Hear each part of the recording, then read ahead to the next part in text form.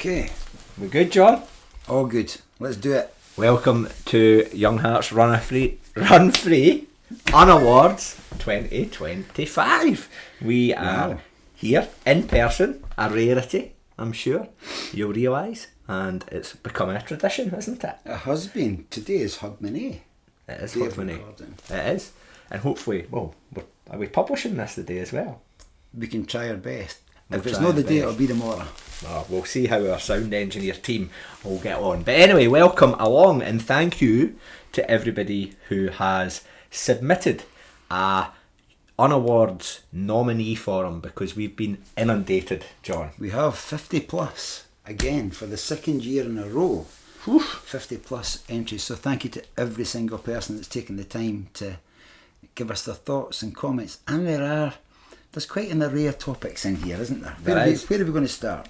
Well, I'm going to hear a quick run through of what the topics are, just to whet the appetite, okay? I'll get myself sorted. You're alright, you get yourself sorted. So we're going to week through this, because there's tons of stuff to get through. We'll start with event of the year. Yep. Then we'll look at overall running moment of the year. We'll look at your proudest running achievement or notable thing that you done of the year. Quote of the year. We look at what the running community means to you all. We'll have a bit of fun looking at your Strava predicted times versus your Garmin predicted times. And then we'll make a scientifically observed decision on who's a good pal, Strava, and who's no a good pal. Yeah. Maybe Garmin. Okay. Post-race rewards. Very important. Around these parts. A quick squiz through some of your selected song choices for the UnAwards playlist 2025 that we'll make available on a Spotify playlist as well. Yep, yeah? We'll do that, yep. And we'll finish up with the headline category of the whole ceremony, Good Cunt of the Year. Definitely. Okay. The only way to finish. We are leaving on purpose at two sections. Yep. Two. Is that right? Sections? No. Topics. Categories. Because we'd be here for about 3 days. We would do. And that is running rants and dialect dictionary. Yeah. Thank you so much to everybody who's contributed to that. Because we feel that those two deserve an episode of their own. Together. Yeah. Yeah? So that will come early in the new year. A New Year's treat. Yeah? What a way to start. I know. But this here, John, is your only excuse of the new year. Yeah. What did you used to watch when you were a bairn? Only an excuse, Scotch and Rye. Oh, aye, Ricky Scotch Fulton. and Rye. That was good. Yeah. And then only an excuse, but you did say that we've got to try and get this out today, because we are rivaling these multi-million-pound productions. Yeah. Who are we rivaling exactly? Jules. Hootenanny. And then what's the Scottish version that's usually got like KT Tunstall and all? Hang on. Bring in the bells. Amy Irons has become the new. What was her puss that used to do it? Jackie Bird. Aye. She's sort of taken over that man. What happened to Jackie Bird? She's maybe doing a package. Maybe. Yeah. Quite right. Fair Hopefully, maybe she's listening. If you are, Jackie, hope you see in the bells, bro. So, John has been doing his research thoroughly on your. Have you been using generative AI? No, I've not. I'm doing it all in my own head. Are you? Which is quite scary. Good on you. So, event of the year is our first category. That was the word that I was looking for earlier. Category. Yeah. Event of the year, and we've made this non-personalised, so we know who yous are, apart from people who have used fake names. There's always a couple of people that we don't know if it's a fake name or if it's their pseudonym or if it's a persona or if they've added in 2 or 3. Yes. There's a wee thought that some folk have had a bevy when they've entered the filled the form in as well. But that's okay. To go with, start off, first up, Lee Campbell, Mr. Pentlands. Lee did the Five Valleys Ultra this year, and he said it was really well organised. The marshals were super friendly, a stunning route and views and very good aid stations, which intrigues me. What makes an aid station a good aid station? But the detail's not there. That's maybe for later. I'm sure you'll be able to catch up with Lee and get the detail that you crave. Share it with us at a later date. We can do that. We can do that, yeah.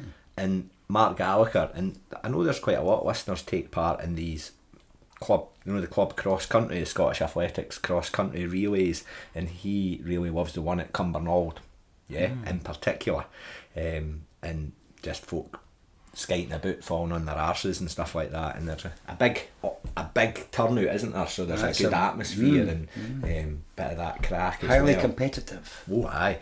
Wouldn't you like to? I've never done it. Could you wear those spike things? 26 pair of watches. So. Shite bag if you may say the same. More on that later then. So aye, cross country racing. So if that's your thing, then be at Belting. Yeah. Andy Denali. Denali does a marathon or a half marathon or a 10k, but in this he's voting for the Chile. Andy's a well kent face at the Chile now. He is. He's a Chile repeater. Yeah. And loves a wee Tunnocks caramel log. He certainly does. He loves a log. He's a big day, so well done, and thank you, Andy, for coming up and taking part in the UK's Premier Trail Race, sold out for 2026. Maybe more places will come out. Whoa. Maybe. Okay, you go. Okay, Dougie Porteous, the Seven Reservoirs half marathon. It's a December half marathon in the Pentlands, and he's a bit biased because he's the race director. So, getting a shout out for the fact that actually it looks really good, and it's in a beautiful part of the world, nice and accessible as well. And yeah, there's always a wee bit of jeopardy with it being in a December race because there's things like weather and weather. Brilliant. And a bit more weather. I've ran the Seven Reservoirs, but never in December or as a race. Yeah. But brilliant. So we've now raised that event. Yes, we have. So getting about it. Definitely. A few for the fling as well. John, next couple, Alison Downey and Dave Hutchison, both going for the fling for different reasons. First taste of the red carpet, and then... Yeah, and an important bit for Alison as well. She saw both sides as she was sweeping. And I think Gilly spoke to us about the importance of doing the volunteering and the marshalling and that side of stuff. Yeah. And Alison's talking on that in there, and she's saying she got to witness all the sorts of moods and emotions, which is absolutely brilliant. Jack Mack's event of the year, Anglo-Celtic Plate in Leicester, wearing a Scotland vest. I know. We often speak about people who've represented their country, but the pride that's there. And Jack Mack has had a absolute belter of a run this year, and I think she spoke about it later on in another category. She had a wee itch to scratch, and she's done that this year. So well done, Jack. See, like, so you've represented your country at anything? No, that I can talk about on this podcast. Okay, fair dues. I was just thinking if we could make something up like ourselves, just to represent our country. Like talking shite. Oh, we'd be good at that. Aye, man. but maybe let's hear think about that, John. Something that we could actually make up and say, then we give ourselves a cap just to make ourselves feel good. I'm in now. Yeah, you're talking about caps. I'm in. Aye. Now, yeah. Oh, yeah, a Young Hearts Run Free Scotland cap. Leave that with me. Okay, right. Thank you. I quite like the next one. Steve Bell, the Valtellina Wine Trail 2025. It's north of Lake Como in the Italian Alps foothills, and it's a unique trails through vineyards and through wine cellars. So you have my interest. Absolutely. So we like a wee bit of run tourism, and that sounds one that's right up our street. Like to hear more about it, Steve. Yeah, definitely. Now, a lot of folk have heard about the next name, Martin James, being the first official person to cross the Renfrew to Yoker Bridge. It was on the telly. There was footage of this. Martin is the bridge champion 2025. There was a lassie for Radio Clyde was there trying to be the first person to cross the bridge, but Martin James, sprint finish, blutered it. I know, I've just been interrupted by this. That's okay.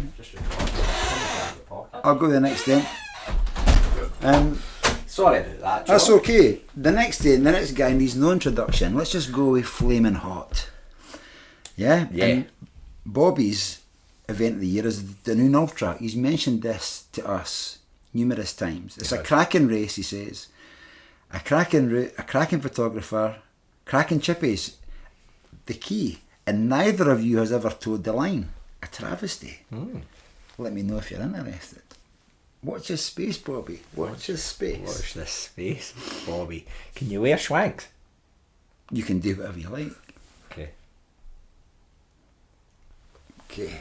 Now, there's a few shout outs for this next race. The Devil of the Highlands. John Spears was the highlight of his year, John. Was the end of the Devil of the Highlands was getting a wee trophy and a photo with you in your rainbow suit. Oh, that's a belter. So you're along there making events of the year. Love that. I love that. No, just one either. Like you're doing that at the Chile, you're doing it at ARF. Now, when are you going to start charging for your appearance fees? This is me giving back to the running community. Bollocks. Jennifer Wetton, ARF, first time taking part. Great fun weekend, challenging courses, brilliant atmosphere. Jennifer's left something out there about the phenomenal performances that Jennifer put in on both the Saturday and the Sunday. Yeah. She set course records, didn't she? She did. She snapped up the 10k and half marathon course records, which will just be there to be bettered in 2026. But that also meant that she was a double dare champion as well. So yeah, brilliant. Yeah. How is sales going for the ARF Festival 26? It doesn't launch until the springtime, you see. Oh. We'll hold that one back. Folk were just going like that. Yeah, I know. Had the bus, you'll hear all about it. Ding, Don't worry. Next one, this is a dead quickie, the Edinburgh Marathon by John McCluskey, because for once they didn't bugger it up. We've got obviously outstanding narrative to have with the Edinburgh Marathon organisers. They've yet to accept our numerous repeated invites on to speak about their races, because they do other ones as well. So we're still waiting on that. But well done, the Edinburgh Marathon organisers, for a 1 in 20 not fucking it up. Getting it right. Graham Johnson, easy. The West Highland Way race, the only race I'd ever DNF'd some 20 years ago. So a niche I had to scratch. Success on this occasion in no small part thanks to my elite support team of Stephen Timoney, aka Dr. Stevie, and Kevin Duplessis. Hope I've said that name right. Duplessis. Thank you, Stephen. Oh, we know that because the South African cricketer are the same name. Ah, okay. The boys, Steve and Kevin, South African cricketer, saw me through ups and downs and a pretty messy final 10 miles. Thanks, gents. Brilliant. Thank you very much for your entry, Graham. Yeah, there's a couple of West Highland Way race shouts when we go down the list as well. Mel Sykes, surprise, winter spine race happening soon. That dot watching festival will be dominating January. A lot of people will just be in the final throes of kit checks and shit checks. Definitely, yeah. Checking your pants. Didn't check them too much because they're going to get in some state or a week anyway. Make sure you've got a spare pair. Or a buff. A multi-use. Stevie McKenna, 100 kilograms to 100 kilometres. I've loved that Instagram title that Stevie uses. His was also the West Highland Way race. I saw him complete his Triple Crown, actually. His first time doing it, he didn't really understand what everybody spoke about when they spoke about the West Highland Way family. But that all changed during it. The way the runners, crews and volunteers came together for that weekend was magical. Love it. I absolutely love that. The fear is with 100 kg to 100 km. At some point you flip it round. Well, I'm on the journey. So there you go. If you want to start a more real running Instagram account, 100 miles to 250 puns. Oh, well done, Stevie. Alan Murray, president of Carnegie Harriers, proud president of Carnegie Harriers. I've got to give them a shout out too. They very often give us prizes to give away, so thank you very much to everybody. They do, yeah, thank you. But his first time running the Chicago Marathon, and he had a fantastic experience by the sounds of it, and was overwhelmed with the amount of spectators, atmosphere, organisation, and plenty of shite hooses at the start. That was good. Imagine that as your barometer of success. you've got Clunkies all these everywhere. You've got all these. If a marathon wants to step out for the crowd and become the elite marathon, just get hundreds of fucking shite hooses at the start line, and you'll nail it. We've got a supplier, Shite Shifters. We can contact them. We can. And then sponsors of the podcast. That just brought back. Who was it a Danish or a Swedish guy? We had a Ziploc bag for urine. Aye, yes. So very topical. Who was that? That was at Tokyo Marathon start line. That happened this year for me. Remember? What happened to your Tokyo buff? My Young Hearts Run Free Tokyo buff. It's fucking. There was an incident. And my Tokyo buff is now no more. It has been snapped up in a Florida downpour. I didn't use it to wipe my ass. Well, that's troubled me since you told me about that. Yes. So, what I have for you, Stevie boy? Oh, I have no, have you? This is emotional. There you go, man. There you go. That's the one. This recompletes my collection of Young Hearts Run Free buffs. Because you can't hear a gap. No. So I didn't think I'm ever going to take this out the packet. Well, there you go. Brilliant. And thank you to everyone who bought one of these. Absolutely. Big thank you from me and my charity partner, which was about UNICEF. That's right. Aye. It was educating young people. It wasn't for educating young people, it was for giving young people a sporting chance. Young people fleeing violence from other countries, giving them a sporting chance, a first foot in the ladder. I could be creating future marathon world record holder. 100%. You're taking the mickey out of me. No, I'm giving you a gift. And thank you to everybody who bought a Tokyo Buff. Actually, I'm going to tell you something about the Tokyo Buff, can I? Of course you can. Right, so you know how on the background of my phone I've got this here? Yeah. So I was at a work thing, work conference type thing, and there was a Japanese guy there, and I got speaking to him. He was for like a supplier, you know how these things go, but he was really, like, Japanese people are really interested in you, and he was asking a lot of questions, and I said, I'd been to Tokyo earlier on this year, and I was singing its praises and stuff like that. And I went to my phone to show him a picture, because it turns out that he's usually, he hadn't been this year, but for the last 10 years, had been a volunteer at the marathon. Like, he did it every year and stuff. And so I went to show him some of my photos, and I opened my phone, and he saw, like, my screensaver is that. He says, oh, what was that? And I says, oh, that's my podcast that I do. So we've got a new listener, of course. And he says, oh, you maybe didn't want to show anybody for Korea that. I said, I don't know. He says, it has connotations. Oh, really? So what the heck have we done? So be careful. So there we go. I'll maybe know where that one in Korea. There's a wee heads up for you for doing the Korean half marathon. It could be the end of my career. Brilliant. Actually, Brilliant. That is brilliant. Scotch and rye. Right. Gordon Brown, the Sunset Ultra, and the inaugural event and brilliant start finish line feels on the beach with fires and lights. We've seen that on socials. It was brilliant. Great organisation, and still using the brilliant tote bag, swag bag from the race daily. Like that as well. Thank you very much, Gordon. Yeah, and that, I like the uniqueness of that, because I think it's a 10 o'clock at night start. I think it is, yeah. So really well timed for getting into a bit of night running as well. So good luck to the chaps for bringing that back for 2026 and getting more folk in the start line, because I think the intention is to grow it. So yeah, you know, going by the feedback of year one, I think that's inevitable. Very good, yeah. Another shout out for the Chile Trail race, Colin Alexander for Stirling, leading the way in nip protection using K-tape. Sounds like he's learnt a painful... You take it though, as a guy, you take his shave. Remember I shaved the boy's nipples at the lakes? Yes, you did. The boy in the tent next to us, because he was a hairy guy. He was like a gorilla. And he was going to just put plasters on, and I said, you want to shave them? So I used my razor and helped them. You did. Aye. This is John going that extra mile for people in the running community. If you need your nipple shaved, there's your man. There's your man. But yeah, he enjoyed the Chile Trail race, his first start line of the year, and it was also his birthday. Happy birthday. Claire Withers, Hillendale Race Series, a fucking flat to the mat evening. Sorry, I wasn't expecting that wee swearer there.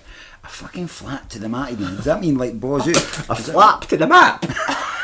No, that's your words. A map to the flap. Flat to the mat. Oh, a flat to the map. Jesus wept. Thank you, Claire. Thank you.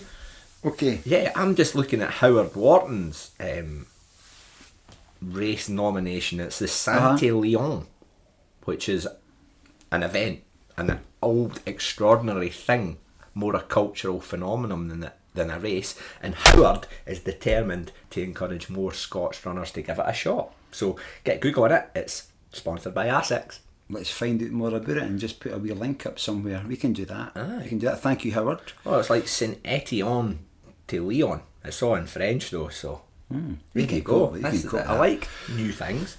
Karen Much, Karen with a C, with the William Wallace Ultra, the first Ultra of the year, cause of injury. Karen had a bit of a time with injury at the start of the year, but she's had an amazing second half of the year.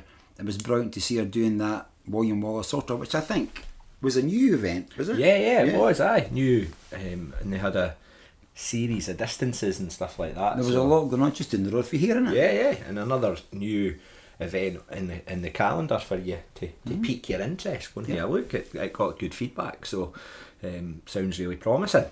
Kenny McManus, West Highland Way, best event in the UK. Oh, Kenny McManus. Big shout out to Kenny. Big shout out to Kenny. Paul Anderson, the Barra 10K. And then he's got Kaylee's Wee Stars. Is that a group? I'm not sure. A support group, a shout out group, or is it maybe it's a wee charity fundraiser or something like that? Let us know, Paul. But thank you very much for getting in touch. Fiona Ainsley, the Ghislaine 8 Hour Challenge. Oh, that's the one down the coast where they do all the golfing, isn't it? It is. Well, I wasn't wholly aware of it as well, so I'm assuming it's running for 8 hours in a loop. Yeah. Well, Yeah. We'll check it out. We'll find, this is the beauty of this. You find out more. And if Fiona's recommending it, I can guarantee you it'll be a goodie. Bob Barron, the Davao Way Ultra. We've both run up there in Speyside, haven't we? We've both had wee gigs up there. We have. So great seeing clubmates complete their first Ultra. Bob's an inspirer. Yes. Catching up with fellow ultra runners. So thank you very much, Bob. The Davao Way is one that's recommended, run by Kyle and Debbie. Yeah. Sure is. Nick Jones, the Llangollen Round, 35 beautiful miles on my husband's first Ultra. Another one that's piqued my interest. I'll be Googling the Llangollen Round. 35 miles is a good number as well, eh? Why? It's no like OTT. It's no mental, it's just like the... It's like Dunoon. Like Dunoon or the D33, it's just that wee bit stretch above a marathon. Aye, that's exactly it. Yeah. So, Charlie King. Chucky. Has to be the Ochterarder Festival, lads. Great event from start to finish. The organisation and the camaraderie. Thank you very much, Charlie. We look forward to seeing you next summer. And I think Charlie and Rachel have maybe been submitting their entries together because she's next on the list. Aye, but she's not put the same in. No, she's put the Highlander Backyard Ultra, her first backyard, and she absolutely loved it. And it was good to be amongst all the great backyard runners every lap. You know what she means by that, eh? It's almost just like you're right there on the start line. Because it's multiple times. It's a national event as well. Yeah. All the 4 countries are represented, so yeah. Fantastico. Yeah, brilliant. Gaz, Ronnie McRunface, who we spoke about recently because of his spreadsheet and his data that he put out about the Triple Crown. Yeah, we did. Great. But he's saying Western States, the build-up and the race tracking results unfolding didn't disappoint.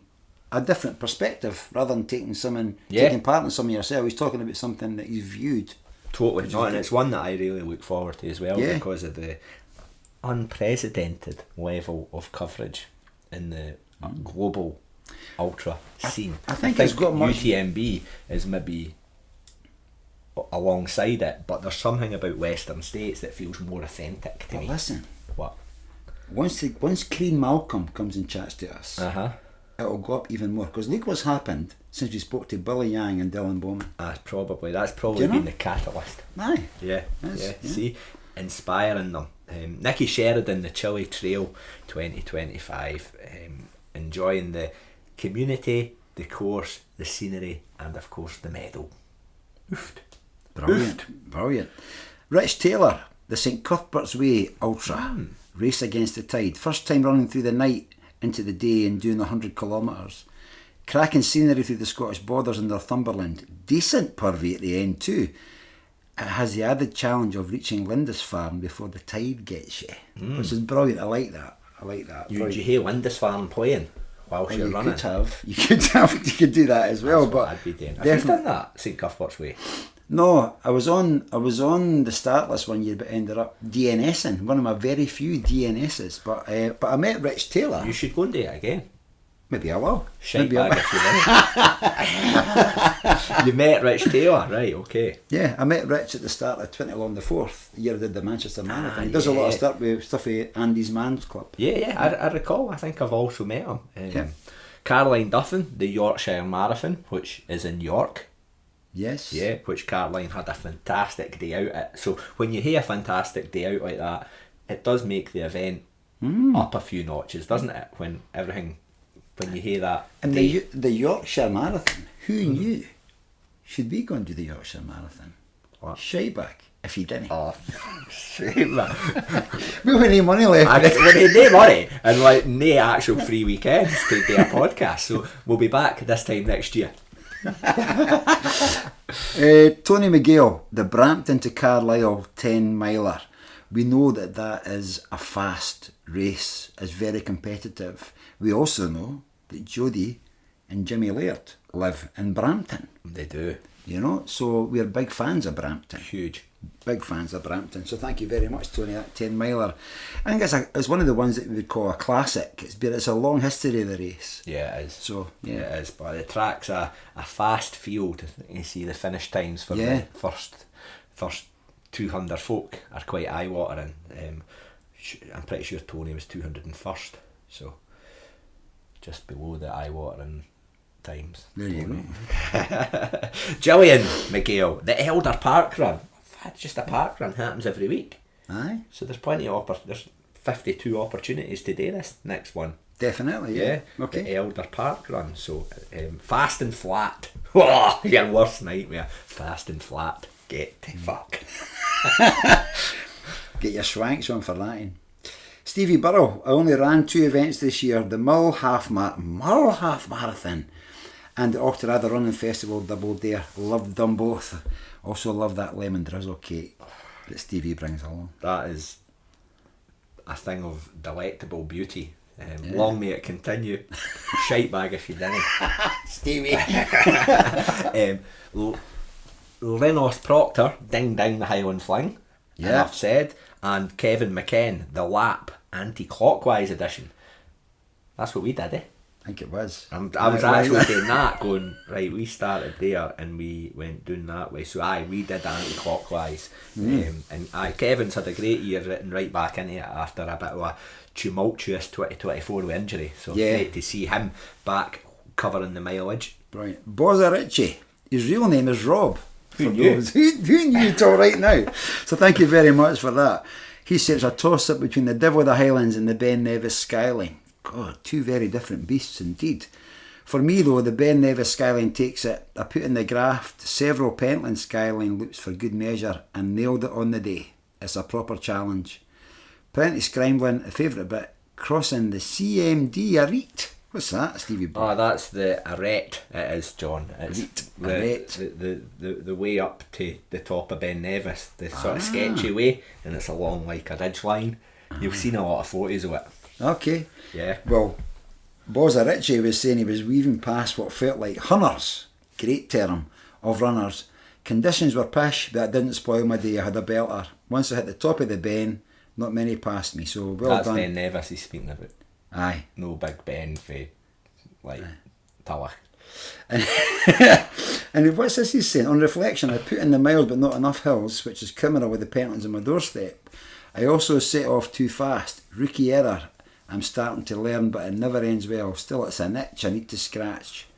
John, I'll be back to do it right. So he's setting himself a wee challenge.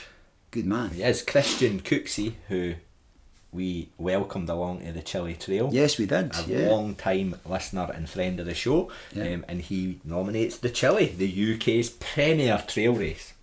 Definitely. Brilliant. I love it. Mark Bromwich, Highlander Backyard Ultra, hosted the Four Nations Backyard Ultra Championships.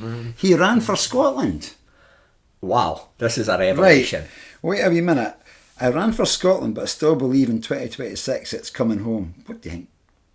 That like Tony Cascarino playing for Ireland. No going there. Well, that's like wearing a young Arts Humphrey buff in Korea. No, it's like wearing tartan running shorts at the Chile. Exactly. Now I know what you're talking about. So Mark's saying that Scotland retained the trophy. It has to be in with a shout as event of the year. Fair dues. Yeah. Yeah. Shout. And well done, Mark. Another shout for the Dava Way, Angela Steed. Best finish line feels, especially for us back of the pack runners. Thanks, Kyle and Debbie. Really important. Yeah. You know, Love the event finish line isn't getting packed away when you're finished. When you're finishing. Yeah, I've been there. Have you? Oh, I've been there now. There's a guy standing with a wee flag rather than that. But Craig Stokes, crewing on the way. I actually witnessed this. Did you? Crewing on the West Highland Way. I was in Martin for 18 hours more than I bargained for. My guy made the cut-off by 2 hours, a well-earned goblet. I was standing with my daughter, Megan, in the car park, speaking to Bob Barron, who had finished no long before. And Craig went across my path with this guy and he was waving, and Craig was wearing a Young Hearts Humphrey buff at the time, so I actually witnessed that happening. So well done, Craig, and thank you very much for giving Martin a shout out too. Another shout out next for the Chile 10k was just awesome. I dread the trails, but I absolutely loved it, and that's with Stephanie McCann, aka Curly Steph X. And Curly Steph, who I've seen and I follow on Instagram, next thing up was one of her pals, Peter. Peter was submitting dialect dictionaries and running rants. After, maybe we asked folk to continue sending stuff in. At the start of the year, Peter sent a few in, but her favourite event was the Dava Way, 50 kilometres. Beautiful route, ran with the best people, even though I'm hashtag party at the back, which Steph is part of as well. Yeah, they were brilliant at Chile, weren't they? The finish line was immense and the support had me in tears. If somebody gets you in tears, that's always a good thing. Hopefully happy tears. Yeah. Next one is from long time listener and big pal of ours, Rachel, aka Rach, aka the wee N, aka wee man, aka Baldy, aka Cunto. Yes. And hers is just simple, the Lakeland. So the Hale Lakeland 50 Hunter. It's a special weekend, isn't it? They get together. Aye. I think that's what she's referring to there. So my neighbour, Tam Gray, the Glen Lyon Ultra. I didn't run it, but it was my wife's first ultra. His wife is Shona. I enjoyed watching her finish more than any of the runs I've finished. Wow. You enjoyed that more than any. That's like me with you, with the Devil of the Highlands finish, man. I know, that's my favourite race finish. So brilliant. Thank you very much, Tam. There's something I get it. Yeah. I get it. Yeah. Because one of my favourite race finishes was West Highland Way with you. Aye, so it's not about your achievement. It's about your pal, or in Tam's case, his wife. You've witnessed the hard working graft that's went into that moment, and you ken the feels when you're close to somebody. Do you know what I mean? Definitely. Are we having a moment here? Aye, maybe. I like it. Aye, okay. I'm alright with that. Jerry, the Cumbernauld Kipchoge Healy, is next on the event of the year, and he's going for the Berlin Marathon. He said it was hot, but it was a great atmosphere. The Hale experience, the race, and the city, and the afters. Oh, there'll be plenty afters, definitely. 100%. And our final event of the year goes us back to the Highland Fling. Lorna Davenport, she's just put 2 words, Highland Fling. We know the Highland Fling, what it's like. We've both ran it, we've experienced that red carpet. It's quite brilliant. So thank you to everybody that's put a nomination in for that. So the Chili's the event of the year. We're happy with 100%. All events are great, and this category is as much about making you aware of what other things people have enjoyed, so that you can maybe go and give it a sample yourself, or just giving the race organisers a bit of a shout out as well, to encourage people to go and check out their websites, their socials and stuff like that. So yeah. Plus the Chili sell out for 2026. So didn't really push it, but there'll be more spaces coming. It could also be the event of the year next year. Aye, it will be. We're predicting that already. The Chili. Okay, yes. but the next one's a wee bit more personal for people, isn't it? It's about the overall running moment for 2025. What stands out? And going back, Lee Campbell, Lee did a thing in the summer, an adventure in the summer. He did a run hike tour of Mont Blanc, one of the best experiences of his life. I remember his social media at the time. So absolutely brilliant. Social media moment of the year for me. New category. Okay. Yeah. I'll make a wee note of that. Runfluencers need not apply. Yep. Okay. Just genuine, authentic stuff. Yeah. Allowed in the entry. That's in the small print. Okay. So that rules out 95% of the shite you see on there. No, it was great, and it's those little sort of mini adventures, that's not a race.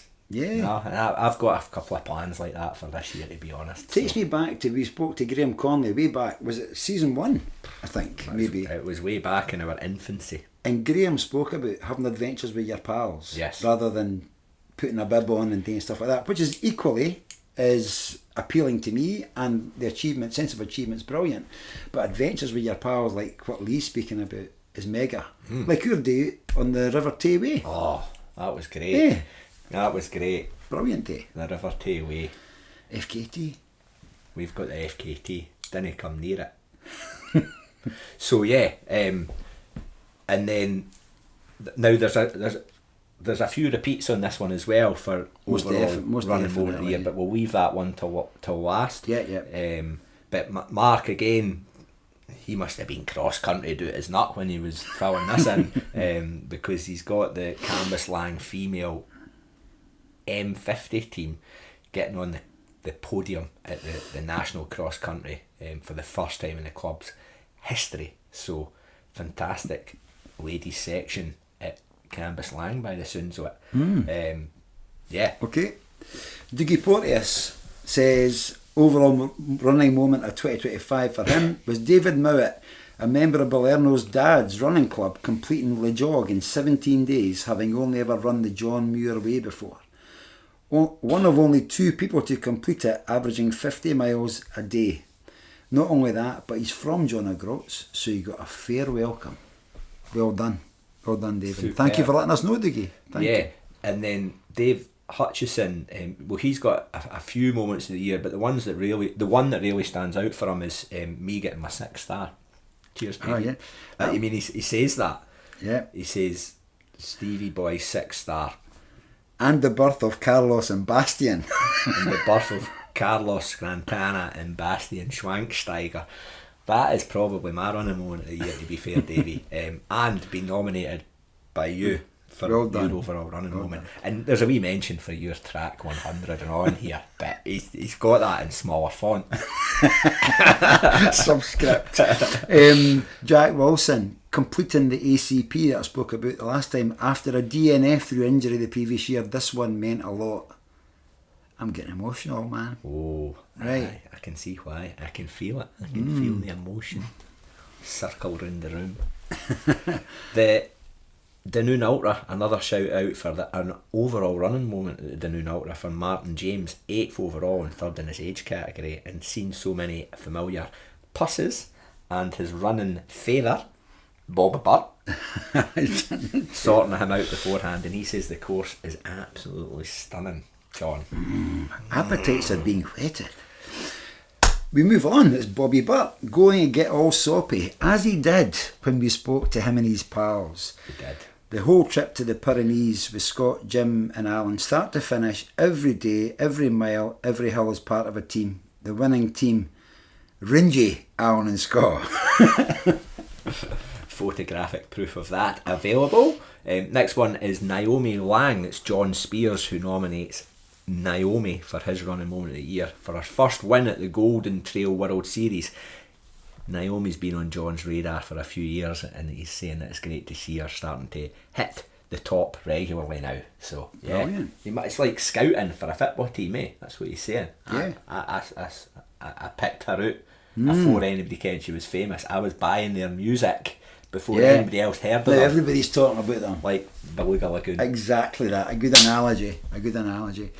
Jen Wetton, her overall running moment, her wee brother smashing his debut marathon in Manchester, a casual 2 hours 33 minutes. Debut marathon. Get him along ARF. 2:33. Well done, Jen's wee brother. Something in those genes, obviously. John McCluskey, Glen Ogle, 5th time and the first time after 2 heart ops. Exclamation mark. Didn't ken what that's all about, didn't ken the backstory, but it sounds amazing. I'd like to find out more, John. Brilliant. Graham Johnson, that would be when the West Highland Way race, although a close second was a magical run over Glencoe Skyline with Andy Campbell in bluebird conditions. That was an adventure I won't forget in a hurry. I love when people add in 2 things because they can't quite make their mind up. That sounds great. Just those, I can picture the scenery, the blue skies, the terrain. Fantastico. Alan Murray wants to give a shout out to one of his fellow Carnegie Harriers, and that particular legend is Fiona Rennie for completing her 18th. Yes, 18th. You know how you used to get like when it was 7-0 St Johnston and the biddy printer would go in brackets 7. So that's 18 brackets 18 West Highland Ways for Fiona, and he's just saying it was just mind blowing. It certainly is. It certainly is. Claire Withers again. She's coming up with some belters. Tara Dower being a fucking ball breaker. I have no idea if Tara Dower is a hill, a trail, or a person. But Tara Dower is a fucking ball breaker, according to Claire. I think I'm going along Claire's thingy. She's found the F word quite well on her keyboard for this time. So cheers, Claire, and well done, Tara, for being a ball breaker. Howard Wharton, the start line of the Zut 100. Incredible atmosphere. Again, Howard, you're piquing our interest. The Zut 100. I'll need to Google it. Yeah, we'll check that one out. Fiona Ainsley, back to talking about that Galani hour thing. Running in thunder and lightning, and then running into the sea at the end, because, well, I couldn't get any wetter, but that salt water was best. Not a single sore bit. Good preparation. Well done, Fiona. Well, that's no preparation. That's the opposite of preparation. No, it was best. Not a single sore bit, which means no chafing. That means to me. Right, I see what you mean. Apologies. It's okay, man. Okay. It's okay. Nick Jones wants to give Ali Bailey a shout for finishing the Dragons back. Well done, Ali. Well done. Fellow podcaster. Previous guest, friend of the show. Former guest of the show. Welcome back anytime. Charlie King, a PB at Parkrun a few weeks ago, and then I know Charlie's a regular volunteer and pacer at Perth Parkrun as well, so shout out to Charlie for that too. PB at Parkrun a few weeks ago, but then to pump it yesterday, December the 20th at Perth, gave me a huge lift. 20:58. Fantastic running, Charlie. Charlie's second half of 2025 has saw him find new levels. It's great to see. He's I love when you fucking pump something as well, eh?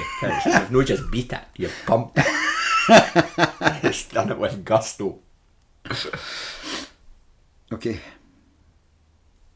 Shoe. Oh, sorry, Nicky Sheridan wants to give Stevie McKenna, aforementioned Stevie McKenna, 100 kg to 100 km, a shout out for getting his triple crown. Not just the actual getting it, but the whole process that went around it before. So well done, Stevie. Good shout, Nicky. I'm going to let you do the next thing, but I'm going to say Caroline Duff, and she simply went again with the Yorkshire Marathon. See, and I'm looking at her next thing. I can see the Yorkshire Marathon again. I think she's just went copy paste. Yorkshire Marathon has been her perfect storm. Outstand, yeah. Aye, so I get that. I get it entirely. Rich Taylor, the running moment is the red carpet at the fling. So the whole fling is something, but the red carpet is something else. fair to say. 100%. Yeah. Yeah. And if you've experienced it, then you'll know what we mean. If you've no, then shite bag if you didn't. Get in about it. Yeah.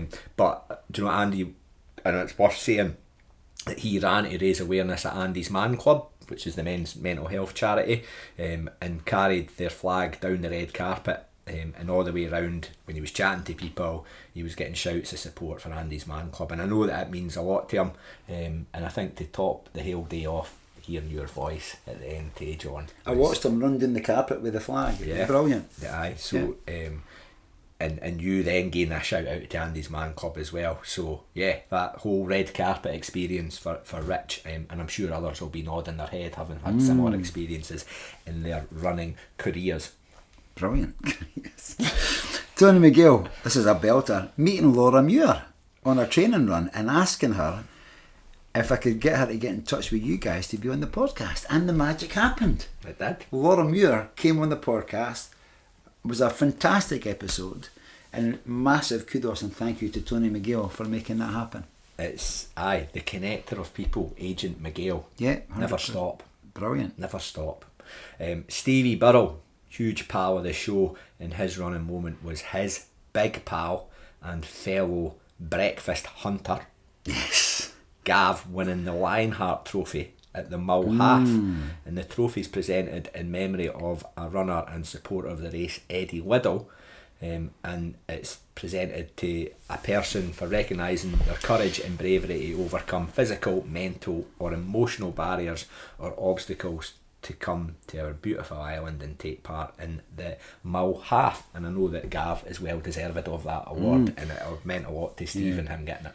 Stevie's been in touch with us a few times about Gav, and Stevie, I think it's fair to say Stevie's been, I don't know if he's in the good cunt of the year, but he should be in a good cunt for being there for his pal. So aye, well done, absolutely. Stevie. Gillian McGill, finding out that Catherine Cowie completed the summer spine. Oh, I'm going to get emotional now. After Catherine had to stop at Burness last year, we spoke to Gillian and Catherine. Catherine was going back to scratch an itch, and that was what Gillian's referring to. She returned to the spine this year. We only got to know each other through doing many recce's together, and I was so happy when I heard she had crossed the finish line this year. Brilliant. Thank you, Gillian. Former guest as well. Two former guests. Yeah, see? Brilliant. Linus Proctor, Kim Collison finally finishing and winning the spine as well. He wants to give that a shout, because another former guest. Jesus, man, we've got more former guests than we've no former it's actually guests. Folk will be saying, why am I? I've never been a guest. If you think you are, give us a shout. It's bringing it home to how many people we've actually spoken to. That's what happens when you've been doing something for 6 years. Aye.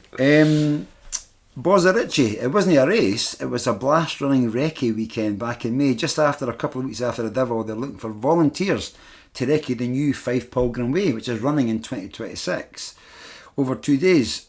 I jumped at it. The Saturday was a proper scorcher, sun belting down.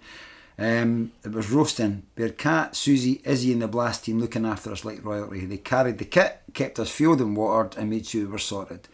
Honestly, it felt like being in a race with full support without a bib number. One highlight, getting my hands on a famous Fisher and Donaldson fudge donut at the end. Oof. Now that's a reward. It was worth every mile.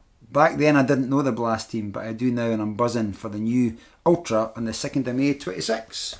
Yeah, Fife Pilgrim Way Ultra in the 2nd of May 26. Over to Blast Running's website to read all about it. It looks an absolute belter, and it will be, because they put on some terrific events. The Angela Steed just wants to say it's like running at the back of the pack runners at the Dava Way. Big shout out for that. Sounded like a right party at the back at the Dava Way. Yeah, definitely. It's a great run. Steph McCann, Copenhagen half marathon even. PB in biblical rain. Sometimes rains when the magic happens. I know Steph on her Instagram. I see she's taken part in a lot of half marathons. I'm not sure if it's the same as the Ballingery Bolts mentioned to us. Oh yeah, that's a super half idea. Yeah, but well done, Steph. Well done. And PETA as well wants to give a shout out to a running bestie, Lynn Smith, crossing the finish line after castle to castle. In tears again, she is one determined wee fecker. Definitely. Well done, Lynn. And I think Lynn's had a big year, seen that for her socials too, which is nice thought. Catherine Cowie, waiting to see Gillian McGill cross the finish line of the Summer Spine. There's a bit of spine ping pong there is going on here between Catherine and Gillian, and I love it. And Rachel's getting involved too, because she also wants to give shout out to Gillian's spine finish, and a wee nod also to JC's nail biting track finish. Nail biting indeed. I remember that. I was out on a run and my coverage wasn't the greatest. I was actually up the Chile that particular day, and I was like, is he doing it? Is he not doing it? Fucking hell, there's folk messaging me left, right and centre. I was like, didn't can. And then I popped out and got a signal, and then I refreshed the timing thing, and I'm like that, yeah, beauty. There you go. He's nailed it. So yeah, and then last on I think our list, before we go to the overall running moment of the year, which numerous people have done, was Alex Yee's performance at Valencia as well, where he got, I think, the second best ever. And you mentioned that as well when the weekend that happened. So aye. I don't know if it's impressive or just completely obscene, the fact that he can turn his hand to being a world champion and Olympic medalist to running a 2:05 marathon. Quite brilliant. Almost off the bat, so well done, Alex, and the door's open for you to come on and speak about it. And yes, and Lorna also adds in a wee bit about the overall winner, doesn't she? She does, and it's the incredible achievements of Sarah Perry with her backyard ultra individual world championship performance and world record beating, or whatever we use for backyard ultra records. She absolutely pumped it into oblivion, and there's numerous you have nominated Sarah's backyard extravaganza, both the backyard and the hill, because she went and smashed the hill as well. Aye, like no that much after, weeks in between. No, it wasn't a long time in between, so yeah, her backyard ultra world record is our and a lot of yours running moment of the year. Sarah, the door is open to Sarah to come and chat. Absolutely. Always. Do you want to go with the start with each individual person's your proudest moment of the year? Okay. Yeah, right, no worry. So Lorna Davenport. Okay. Yeah. Finishing the fling for the second time with her friend Jack Neal, but also her 23-year-old daughter completing her first marathon at Kielder in October, and she shared the start line with her.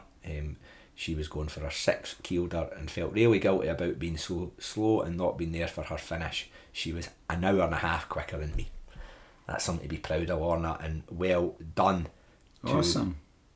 For a first marathon at Kielder too. That's not an easy, and there's a lot of ups and downs around that Kielder water. I love that.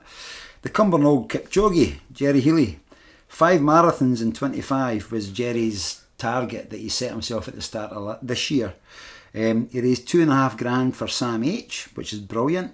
He had a team from work doing the Edinburgh Marathon and a half marathon, and great to see them complete their races. So Jerry's raising money, raising awareness, and also setting challenges and watching people complete things they maybe never believed they could do. It's brilliant. Well done, Jerry. And Tam Gray, it's something that's relatively small, especially when you consider what Tam's been up to himself. But he had a bit of a running hiatus due to a bit of illness, injury, and a bit of loss of mojo, and he returned to the Pentlands one day by the sounds of it, and he did a 4-mile run, and it completely relit his fire, and it just reminded him of his why. I spoke to Tam a few times. He lives very close to me, and he spoke to me. He's from the area. He's from Edinburgh. He used to see the Pentlands at his window. He used to look and see the hills and think, imagine going up there. Aye. Now he's doing it.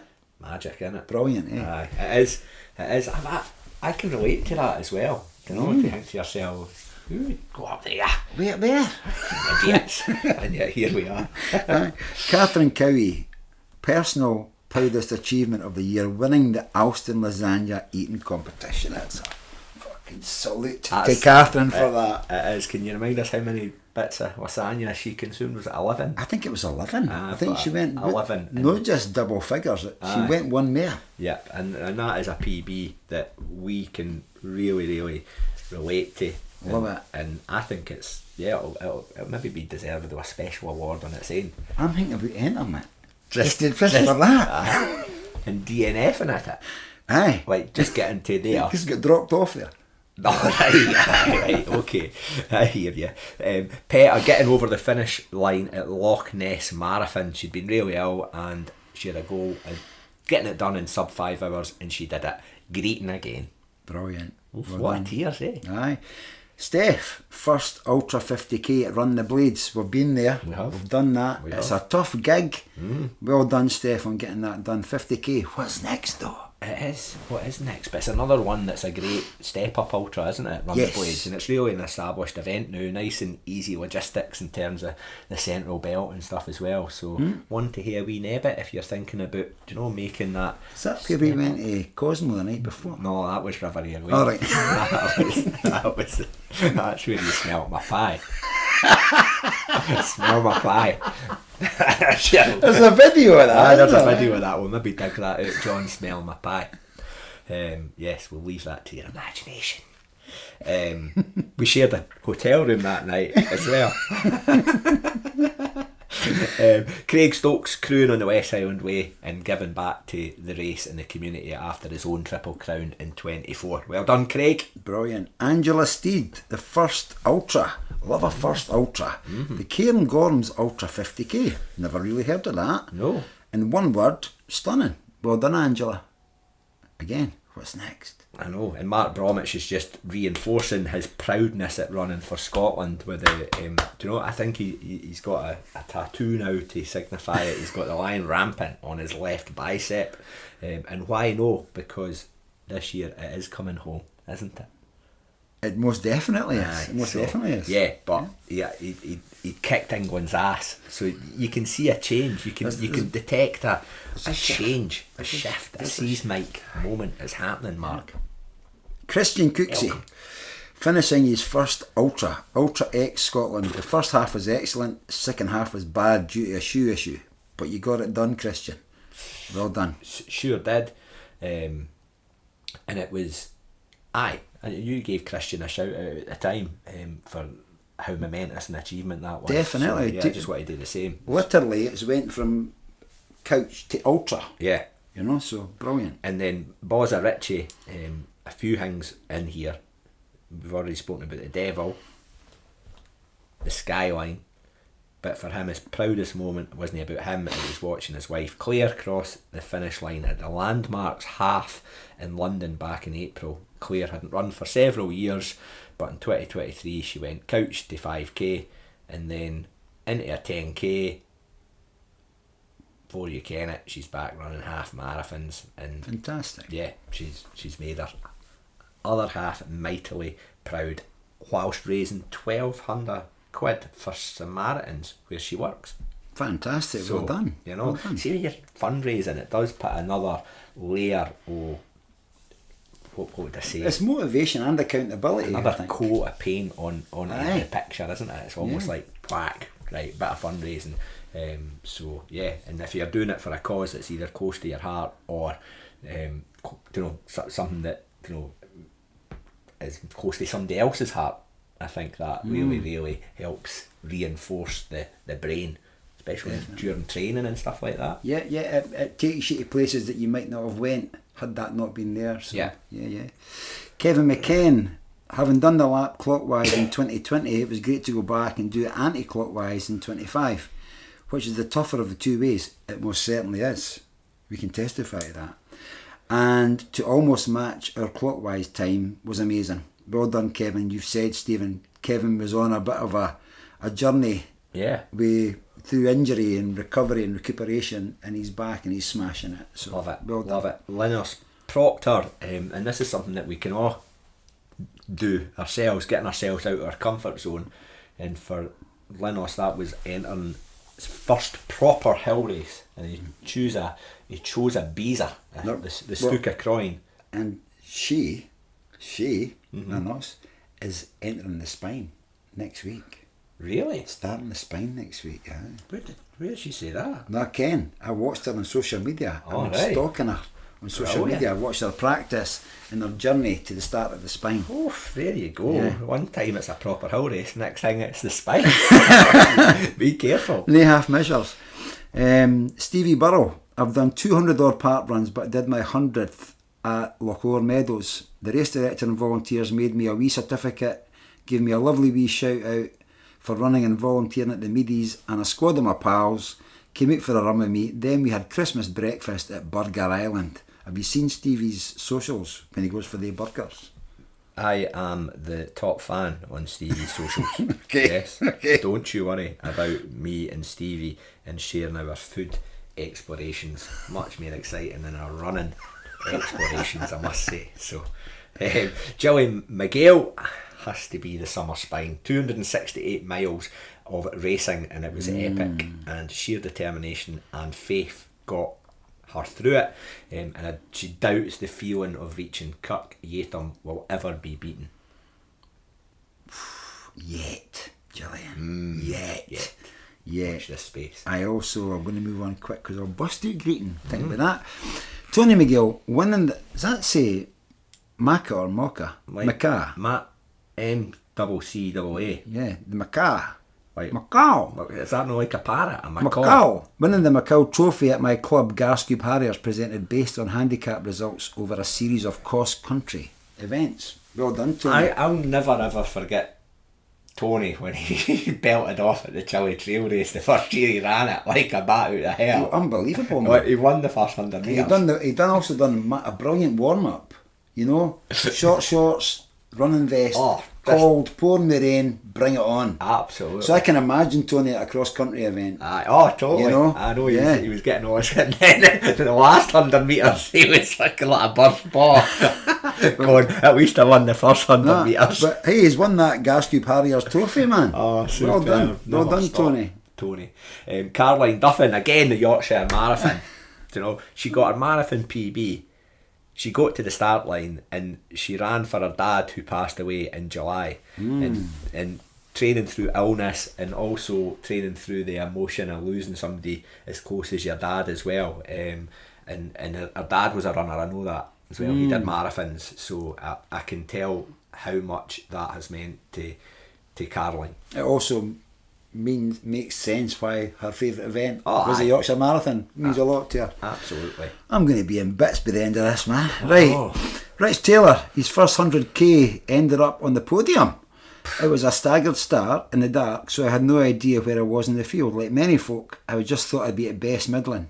So it was a nice surprise to hear I'd podiumed as I crossed the line. Fantastic, Rich. Well done. Magic, isn't it? And Nikki Sheridan, hers is volunteering at the fling when she couldn't run it herself. So Nikki makes a good message there. Yeah. If for some reason there's a twist of fate or injury or whatever, and you still want to get involved in the volunteering. It's as rewarding. And to call that your proudest personal running moment, I love that. Yeah. Well done, Nikki.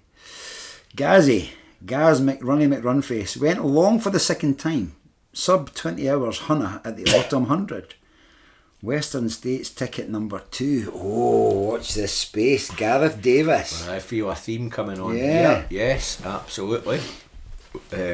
Rachel Bissett running a huge half marathon PB at Glasgow, 4 minutes faster than she'd aimed for. So Rachel, that's pumping it too. That is pumping it. Just like Charlie King, his personal proudest running moment was a 50k around the North Inch, the sacred North Inch. How many nods to the owl is 50k then, John?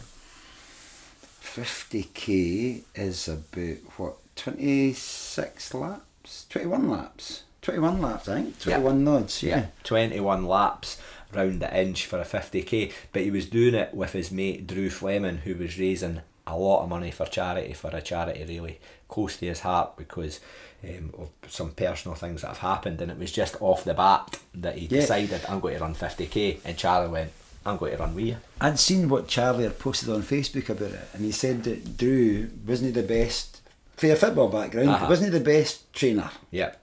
We kind guys like that. You go Well, on a Tuesday or a Thursday and you're sort of just, he's the ball, but you're no running getting done. Aye, no brain laps So on the pitch. Drew was one of these guys, and I was interested. I went down and I ran a few laps as part of my marathon with him that day. But they were out a lot longer, and they were out for the good part of the day. So it's a massive achievement, and well done on getting it done. And I know Charlie played a massive support, so well done, Charlie.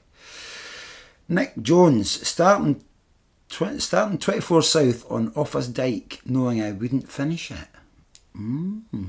Intriguing, Nick. We need to maybe find out more about that. Yeah, definitely, Nick. Let us know. Bob Barron completing his second West Highland Way race and surviving that thunder and lightning storm that absolutely opened. Did you witness that? Were you done? We were done, but we were at the finish line, kind of going back to where we were staying the night with John and stuff, and we could hear it up Glen Nevis. For almost. The folk up on coming off that on that Larrig Moor, and I had a few people saying they're going to stop this race. Really? But another, it was seemingly meant. Well, Bob's called it biblical. Superb. And nearly away, man. It makes it like it would have been pulled if it was unsafe. But it's just something to make it more memorable afterwards, isn't it? It's like that thunder and lightning. What year did you do it? Oh, I did in 20. Oh, I was there in 25. Aye. So hardcore. So Fiona Ainsley, being part of the team running the Jedburgh Three Peaks to raise money for the Borders Macmillan Centre. Brilliant. Well done, Fiona. And well done on raising the money too. Paul Anderson says he's none for this year because he's been a lazy sod, right? Paul, 2026 will be a different year, and 2025 was maybe a lazy year for all the right reasons. Maybe it was just your body pump priming 2026. Things happen for a reason. See, boy. Yes. Kenny McManus's proudest personal running moment was he didn't die. Not dying, and that's it. That's all he says. So thank God for that, Kenny McManus.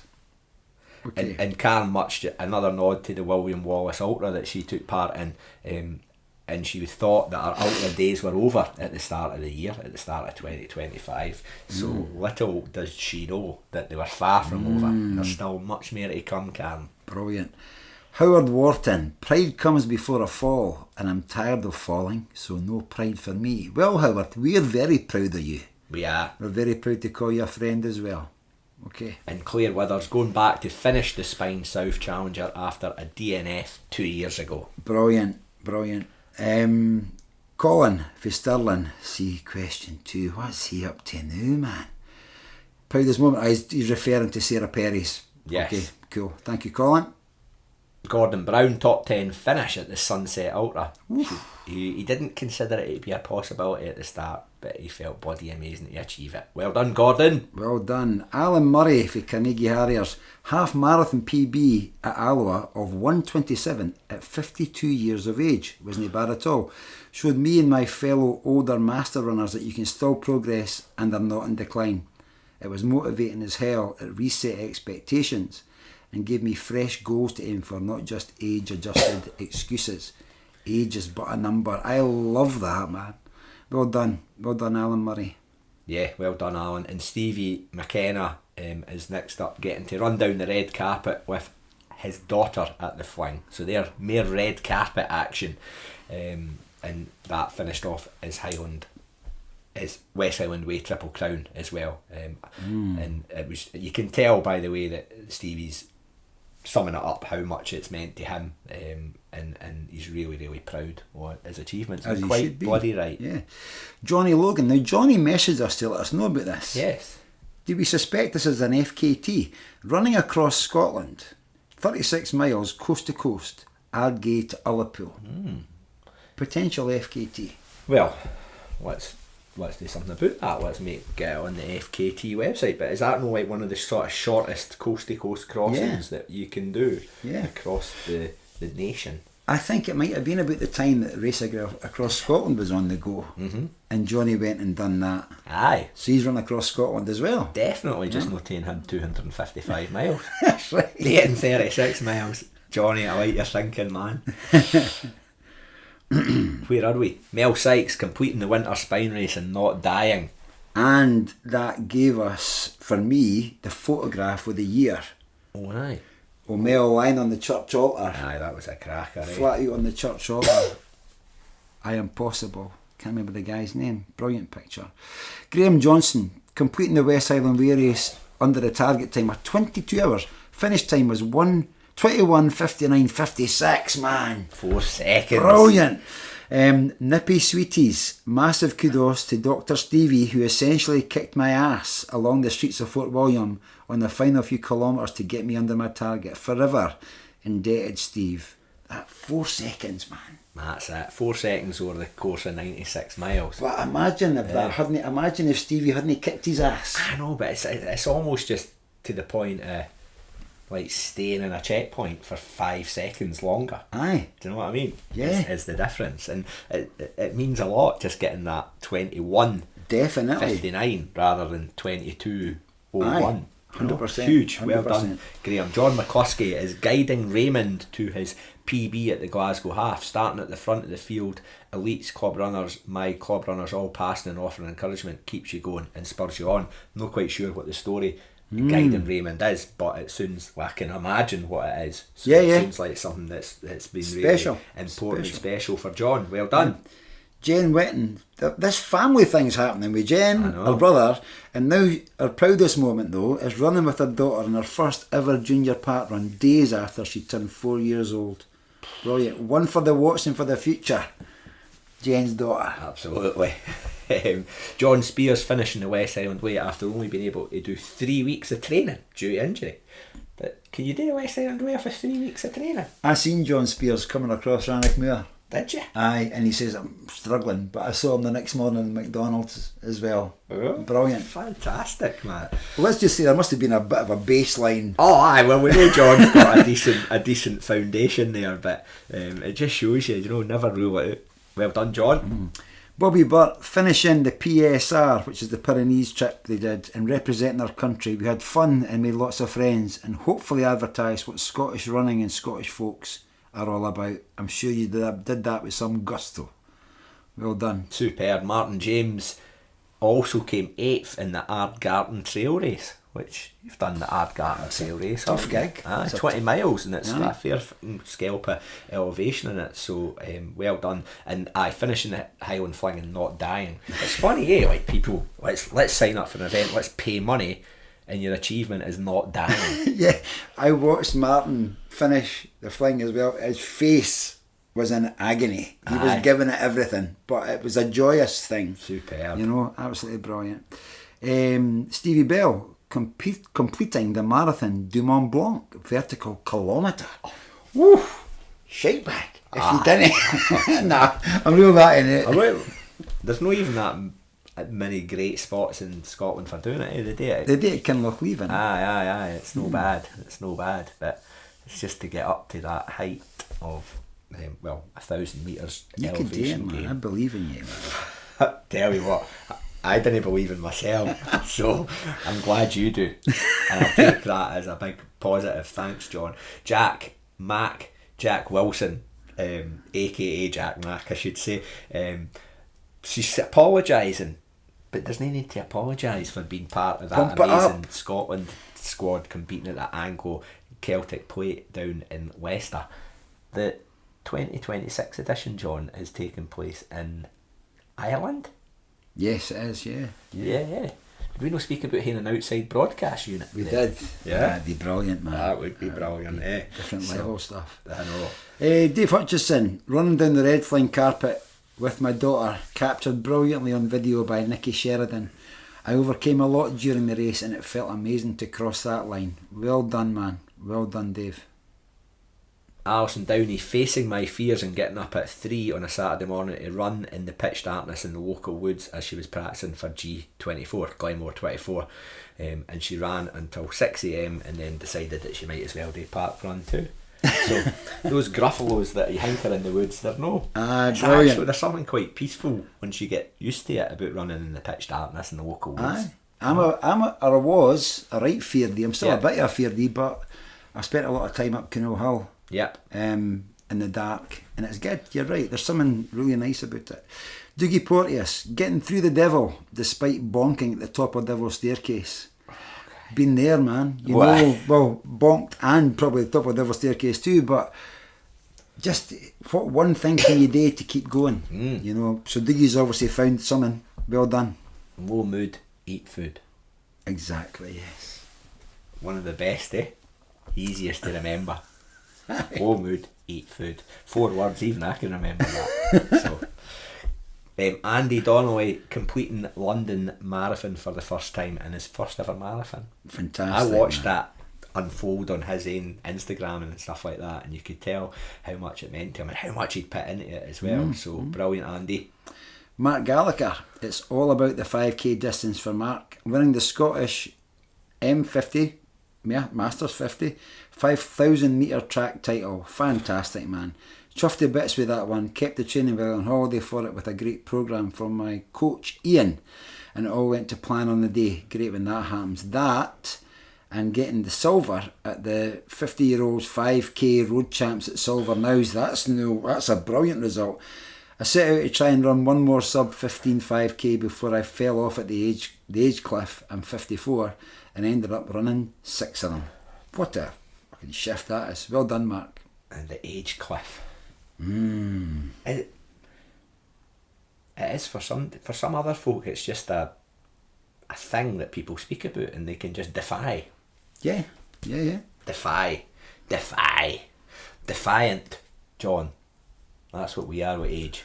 Yes. Right? Yes. And Lee Campbell, just rounding off this category, is starting up his quarterly Pentland social runs, which I know that you've been along to. Yeah. They're brilliant. And Lee's... Oh, sorry, I'll let you finish. Well, and he says almost by surprise, seeing people actually turn up for them.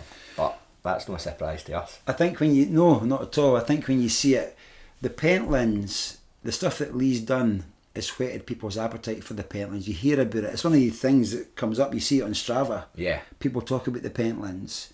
But what Lee's done is he's opened it up to people because it's a very friendly group. There's no pressure. You go along, and it's great when you see on social media the number of people that gather at these events is brilliant, and he does them. So if you don't, follow Lee Campbell, Control-Alt-Delete on Instagram. And I think there's one coming up. So get along. Yeah, definitely. Yeah. Running rants. We're leaving running rants. Yeah. Yeah. Unless you see a quickie that you just want to whet anybody's appetite on. No. Yeah. Unless you... Well, you do look, here's one that I think is a universal one. Not saying hello to runners when you pass them. A wee nod, a wave, a smile is all I ask. Yeah. So that's in the rule book, right? Just something. A snort.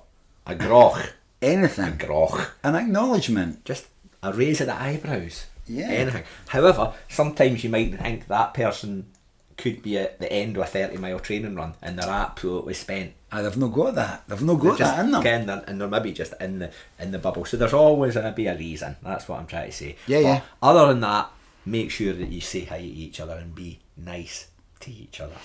More on running rants soon. Let's do quote of the year. I love this end, man.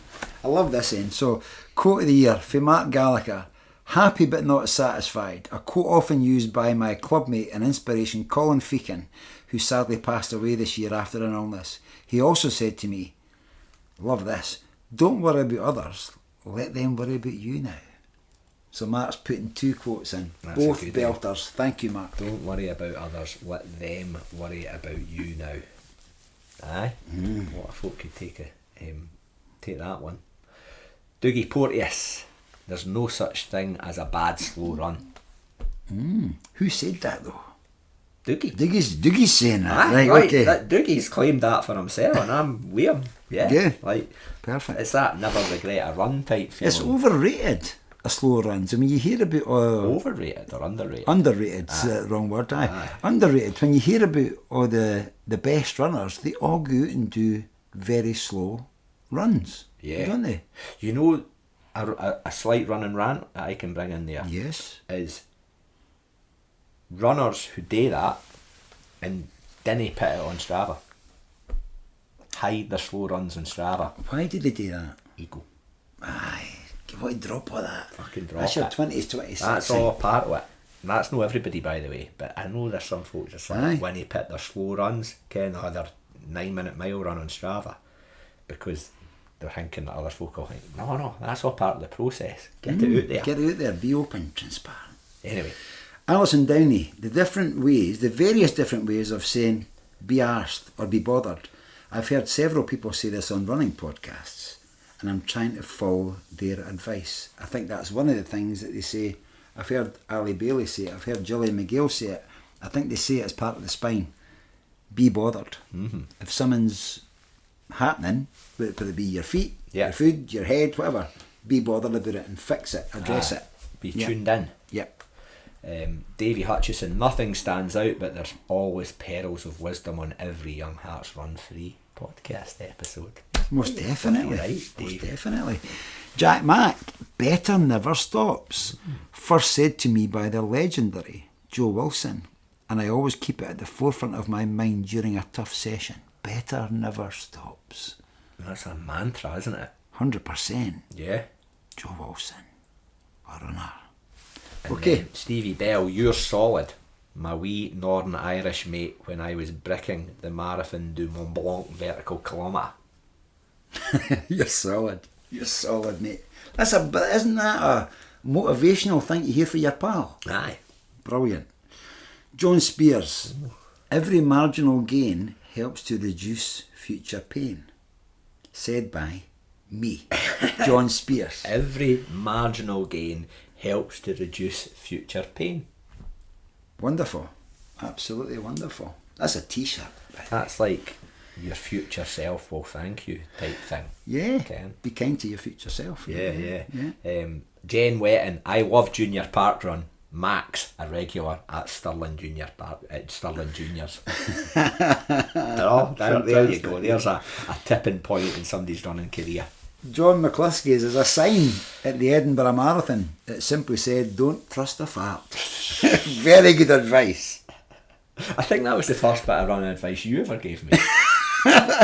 Whenever you see it on Facebook, what advice have you got for somebody wanting to do a half or a marathon? I'm right in. I can't resist it. Don't trust a fart. Yeah. And Mel Sykes is, again, it's a one of her own quotes, and it's just, I love gravy. Me too. Me too. Who doesn't love gravy? But Mel's for Yorkshire and it's different, eh? Aye. They're very proud of their gravy in Yorkshire. I thought you meant the gravy was different. Is it think a different it is. gravy? I think you get different gravies. Sure. It's not just like Bisto granules. Oh, They're making it's bad. Good gravy. Do you know what I mean? Yeah, different gravy. Yeah. So, Stevie McKenna, my quote of the year is, "We're going to die." It was said by one of my West Highland Way runners sketch as we were entering the... Oh, this is back to that biblical conditions. I know. We were still fairly high up and could hear a thunderstorm approaching. Within minutes, all hell broke loose and you could hardly see 10 feet in front of you with the rain. It genuinely felt like I'd made it 90 miles only for it all to fall to pieces so close to the finish line. Spoiler, we didn't die, but it got very, very wet. Well done. It was one of them where it was dark at the time, wasn't it? Yeah. So the head torch just becomes like a reflector for all the raindrops. It feels quite an alien environment with a head torch on, I always think. The best tip that I got for when that happens was to take your head torch off your head and hold it almost like a hand torch for that time. And the time I tried that, it worked a treat. So it's taking it away directly for your eyes, isn't it? Yeah, taking that sensation away. Yeah. So hold your head torch and then just use it like a torch. Brilliant. For the time that conditions prevail. So yeah, there you go. Cool. Words of wisdom, eh? Alan Murray. It was Davy Wallace who told me that, by the way, just to give him his credit. Big shout out to Davy, well done. Yeah. Alan Murray, getting older doesn't stop you racing, stopping racing does. Who said it? I can't remember. It just stuck with me. Aye. So he's forgot who said it, but the words of wisdom have stayed. I could probably take a wee bit out of that, to be honest. I've not raced much at all in 2025. 2026, better watch us. In fact, try and think when is that? Tokyo, man. Aye, that was in March. You got your 6 star. Oh, so I did. You've worked hard for that. I know, but now I fucking just went, stuff it, I'm just running. But other things have been happening. So Colin Alexander, can you feel that the moment the physio found a calf tear and was up to his first knuckle in the hole? And Colin, I'm just leaving this one out there, Karen, but I'm sure the way of words that you've got there, you've expressed it particularly. I just like, can you feel that? His first knuckle. Yes. Claire Withers, Spine people interviewed me before the Spine start. Why are you here? Unfinished business. Brilliant. I love that. Claire, she went back and smashed it. Kenny McManus, slow is smooth, smooth is fast. Brilliant, man. Meant so much to me. I've spoken about this with the post track. Kenny sent me that slow is smooth the night before the track. Absolutely brilliant. Thank you again, Kenny. Karen Muches, you'll get there. Donna Wallace fan, I was injured. It's Karen Much. Aye. Donna Wallace fan, I was injured. Marshalling at D33. Aye, you're reading it Donna Wallace when I was injured. Aye, you'll get there, yeah. The fan. That's Karen's dialect. It sure is. And Bob Barron, his quote of the year is Kenny McLean from the halfway line. Well, we never said it had to be a running quote. We did it. Well done. Nick Jones, you don't look done. It was our best running mate that said that. And then Charlie King on the charity run that we've already spoken about with his pal Drew, stating, wait a minute, on the above charity run and the day before, a good mate in the group chat wrote a message to Drew stating, all the best, Scoobs, Drew's nickname, the only man in history who will need a calendar and not a fucking stopwatch. Brilliant. You gotta love your pals, eh? Oh man. Gareth Davis, hardest geezer reckons he's running a 2:30 at London next year. That's a hilarious quote. Aye, yes. Less said about hardest geezer the better, but yeah, Gaz has got him in the corner on the ropes. Oh yes. Yeah, Nicky Sheridan, we're going to die. I think this is the same one that Steve McKenna's just in. Yeah, again, it's that thunder and lightning, biblical proportions at West Highland Way. Nobody died. All they got to the finish line safe and sound. All they got there. Rich Taylor, and it's from the briefing at the Fling. If you get lost, you're an idiot. And the West Highland Way, as we know, is pretty well waymarked, isn't it? Aye. You know, so be sure of your navigation, but yeah, that's stuck with Rich. Caroline Duffin, I'm not sure who the quote came from, maybe a other half or something like that. So I think it's stop fanning around. So loads of folk have said that to me anyway. Okay, Gillian McGill, she went to see Jasmine Paris at an event this year and loved these quotes, two of them. Do what you're passionate about, and success is built on failure. Now, I love both of them, but the second one most of all. Now that I've experienced a DNF, but how do you recover for that? What do you learn? What do you change to come back? And then to be successful after that, it's brilliant. So success is built on failure. If that's good enough for Jasmine, that's good enough for me. And Kevin McKen, well, it's good enough for me too. Jasmine's got a big year coming up ahead of herself with June highlights, especially at the West Highland Way. Kevin McKen, he's often said this year after his bad injury spell, while I still can, I will. Yep, brilliant. That's a tattoo. And maybe you always will. Yeah. Boza Richie's saying there's too many, but he's given a shout out to us actually, saying there's so many great guests on great things on podcasts, but I listen to Young Hearts Run Free firmly at number 1. Thank you very much, Rob. And Christian Cooksey, we were just speaking about low food, eat mood. Yeah. Low mood, low food, eat mood. 4 words, easy to remember. That's the type of thing you say when you are hallucinating away. Just like that. What was it again? Low food. I'm low on food. Anyway, low mood, eat food. Good advice given to him the night before his first ultra. Brilliant. Mark Bromwich, something about slapping bonnets. Thank you very much, Matt. And Craig Stokes, Brutiful, a description of the Pennine Way. Okay. We love a portmanteau. We do. Yeah. We do, yes. That's one that I've never heard before. Stephanie McCann, suck it up, buttercup. From Peter. You want a bit of chocolate? I don't know, is it Tony's? It's yours now. Cheers. Is it dark chocolate? Chocolate only. Where'd you get that free with? I gave blood this morning. Oh, did well done, John. Feeding the masses. Peta, shit in a bucket. She can't run downhill. She's got bad knees. Let's take her. She knows who she is. Brilliant. I can imagine that they were chasing somebody down. Brilliant though. That's what you say to your pal, eh? If we're on a hill, them there. Going for them. Rachel, it's just a marathon. Cara Nickel in a date, 2025. There's a story behind that, I'm sure. They did the Malaga Marathon. So they did. That's what it'll be about. Malaga Marathon's moving to November this year from its usual December slot. My birthday's in November. The 8th. Oh, shite bag if you didn't.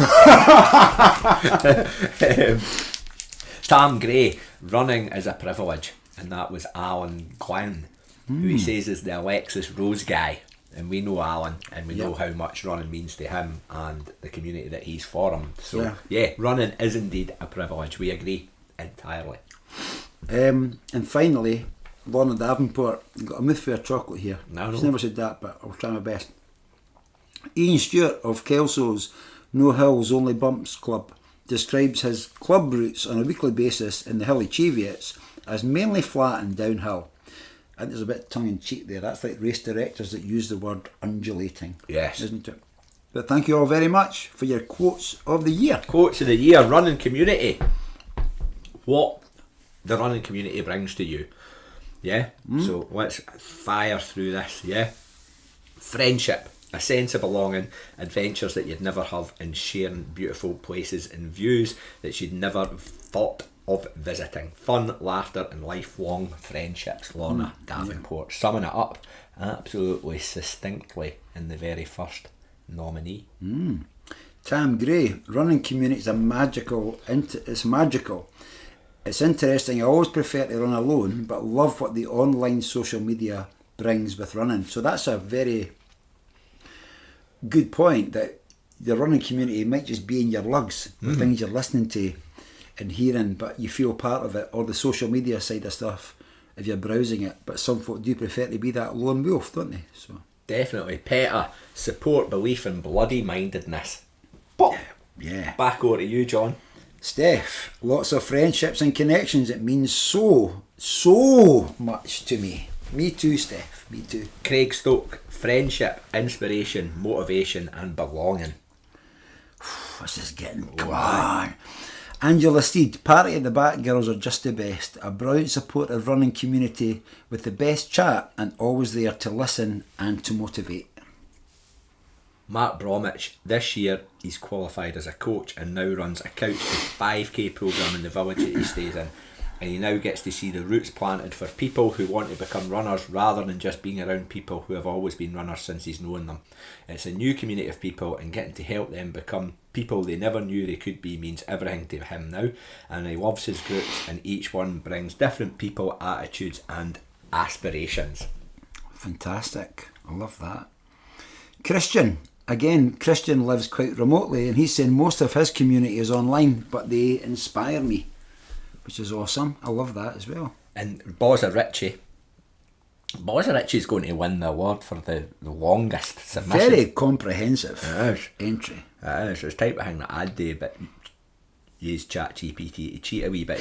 Bozza Ritchie, hasn't he? Bozza Ritchie, I'm not entirely new to running. He's been at it a few years, but mostly solo or with mates from work. In recent years though, things have changed. Listening to podcasts that celebrate the running community got him curious, and joining EH3 Milers has been a game changer.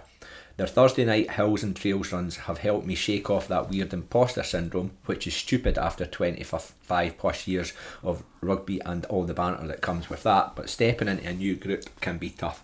EH3 has brought a big positive to my week, meeting new folk, different experiences and stories.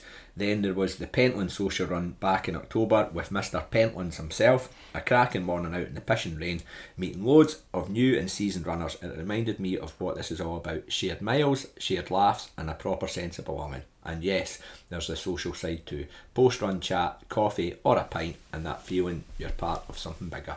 Roll on more of this in 2026. Brilliant. And you know, I know two people that are part of VH3, Lee Campbell and Ali Eady. Yep. Yeah. Absolutely. So, no, it looks great community. Yeah. Kevin McKen, some of my best friends have come from running, and the Ultra family is the best and just so supportive. I ain't going to argue with that, Kevin. I love that. Linus Proctor, belonging. I'm still the weirdo in the hills that does pretty much everything by myself, but I know I'm part of a tribe and that those people get me.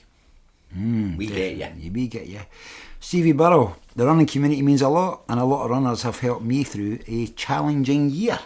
So well done to everybody that's supporting Stevie there as well, because as I said earlier, Stevie's given great support to his pals. He's getting it back. He definitely has. Yeah. Joey McGill, friendships, knowledge and lots of laughs. Can't argue with that. No. Tony McGill, running with the club, just getting out and getting it done sometimes sometimes, but most of all, supporting people to do their best. After a couple of niggly years, it's good to feel fit again. That's a good feeling, eh? When you've had someone hanging about you, you can't quite shake it, and then you go out one day and it's like, oh, brand new. We're back. We are back, and we're going to pump it. Pump it up. Yep. Caroline Duffin, one word: friendship. Enough said. Rich Taylor, I try as much as I'm allowed to wear Andy's Man's Club tops at races. The running community consistently shows their support for this, and in doing so helps saves lives. Brilliant. Thank you, Rich, and thank you for all that you do. And Nikki Sheridan says the running community means the world to her. They pick me up when I'm at my lowest moments and get me to events in spite of having panic attacks prior to it. I get emotional even thinking about it. If I'm honest, if it weren't for you all, I not only wouldn't be running, but possibly lower than I've been feeling lately. So, yeah. Thank you for sharing that type of post. Yeah, definitely. And a lot of people, I think, don't post things, but I think when people show their vulnerability, it allows people in to help them. So thank you very much for posting that, Nikki. Gareth Davis, one word: purpose. That's what the community brings to him. Rachel Bissett, it's given me a hobby that I can do anywhere in the world. Charlie and I have found ourselves in places we'd never have thought to go before because of races. I've spoken to so many interesting people at runs, which has inspired me to push myself further and faster. So yeah, they do get about, Charlie and Rachel. They love a wee running weekend to someplace in Europe, and I'm like, that looks magic, and they're opening my eyes as well. So thank you. I think they were just Prague, I think, was their most recent one, but doing marathons, so they're out running every day. Brilliant. While they're away as well. Charlie has said, like-minded people, a whole new friends group. Fortunately, my girlfriend enjoys running too. A wee shout out to Rachie B. Brilliant. And Nick Jones, one word: belonging. A few more words from Fiona Ainsley. Friendship, support, like-minded folk, no pretense. No pretense. Paul Anderson, making friends. Kenny McManus, family. Karen Much, my tribe. Howard Wharton, it's really everything. What's the point otherwise? Your comment. Claire Withers, ability to run in dark forests in the dark. Sadly, running with a knife is not legal. It is in some states. It is, yeah. In pepper spray or something. Colin Alexander, I'll keep it simple. Everything. Yeah, can't help. Gordon Brown, Friday social run in Bishopton. I was surprised at how little group running I had done in 2024, and it made me I made a concerted effort in 2025 to change that. Ran most Fridays with the guys in the Friday social, and it was brilliant. Laughs, rants and banter galore. Thanks, gents. Brilliant, yeah. Alan Murray, mainly the lifelong friendships, motivation, accountability and camaraderie. It gives me a shared purpose. Strangers cheering, pacing, suffering and celebrating together. The running community gives me humility and confidence in equal measure. People understand early alarms, tired legs, and why a good session can change your whole mood. Very well put, Alan. Thank you very much for that. Definitely can relate to all of that. Stevie McKenna, the running community means everyone supporting each other, no matter what their pace or distance. Whether it's someone doing their first 5k or 50k, whether it's someone aiming to finish their first marathon or someone shooting for a sub 3. I love the way that everyone gets behind each other, and to the point that your result is almost secondary to all your friends who were aiming for certain goals. It brought me friends that now go beyond running, the sort of friends who will check in to make sure you're okay if you don't share a run for a few days, the friends that care about more than your latest PB or race result. I love that. Yep. Mel Sykes, lots of new friends. The next one is Graham Johnston, the sense of camaraderie, whether it's as a competitor or a member of a support team on a big ultra, is hard to beat and a constant reminder of the power of teamwork. This is good stuff, man. John McCluskey, friendship, fun, and a love for £200 running shoes. Yeah, currently on sale. Jennifer Wetton, a nationwide network of friends who feel like family. Brilliant. John Spears, being injured takes it away, and I spent 2 months alone doing TheraBand work, physio and swimming. I felt lost, but once I got back to running, my world lit up again, like an April spring morning. Oh. It's a new dawn. So that was John, who only did 3 weeks training at West Highland Way. Maybe the fact that he was doing TheraBand work, physio and swimming during that layoff helped a little bit. I have no doubt. There's lessons to be learned there as well. So flaming hot. I have made friends through running that have been absolutely life changing. They encourage me to push harder than I ever thought possible. They call and check in. They get pished and cheer me on. Runners are cracking folk. Disclaimer: there's a few ball bags. Are we getting a ball bag of the year? That's a new category. Oh, that'd be a belter, man. Would that be anonymous? You see the trophy now? Right. I can see us on it, me and you. First ever holders of the ball bags of the year. Stevie Boy and JC. Martin James, the running community has brought me friends and a circle of people that will remain in my life forever. Very strong, very strong. Jack Wilson, everything. So many good friends, special memories and achieving goals I never thought would be possible. Awesome, man. Dave Hutchison, there's loads, he says. The more I dip my toe in, the more people I meet, the more included I feel and realise that our community is full of ordinary people doing extraordinary things. And long may that continue. Yes, the fact that unless some of us are knowing my radar or very, very lucky to know how to work, everybody's working a full-time job. It's a hobby, eh? And they've got family responsibilities and parental responsibilities and caring responsibilities, and you're still hitting the start line having done all this training. It's amazing when you start thinking about it, and it's just something that Dave said there about ordinary people doing extraordinary things. You know, the folk who are professional athletes have got all the backing of the world around them. What we've got is, each other. I like that. That's true. Alison Downey, friends and acquaintances. If we go to any race or park run anywhere in Scotland, we're guaranteed to meet someone that we know. Most people are supportive, something that's really evident just now in the midst of Markathon. Definitely.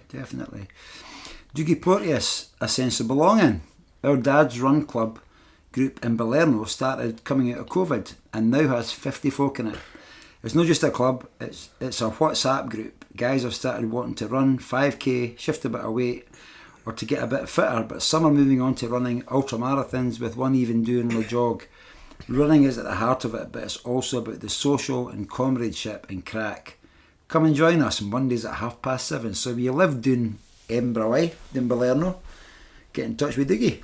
Sounds good. 7:30 on a Monday night too. Aiming time for the second half of Monday night football.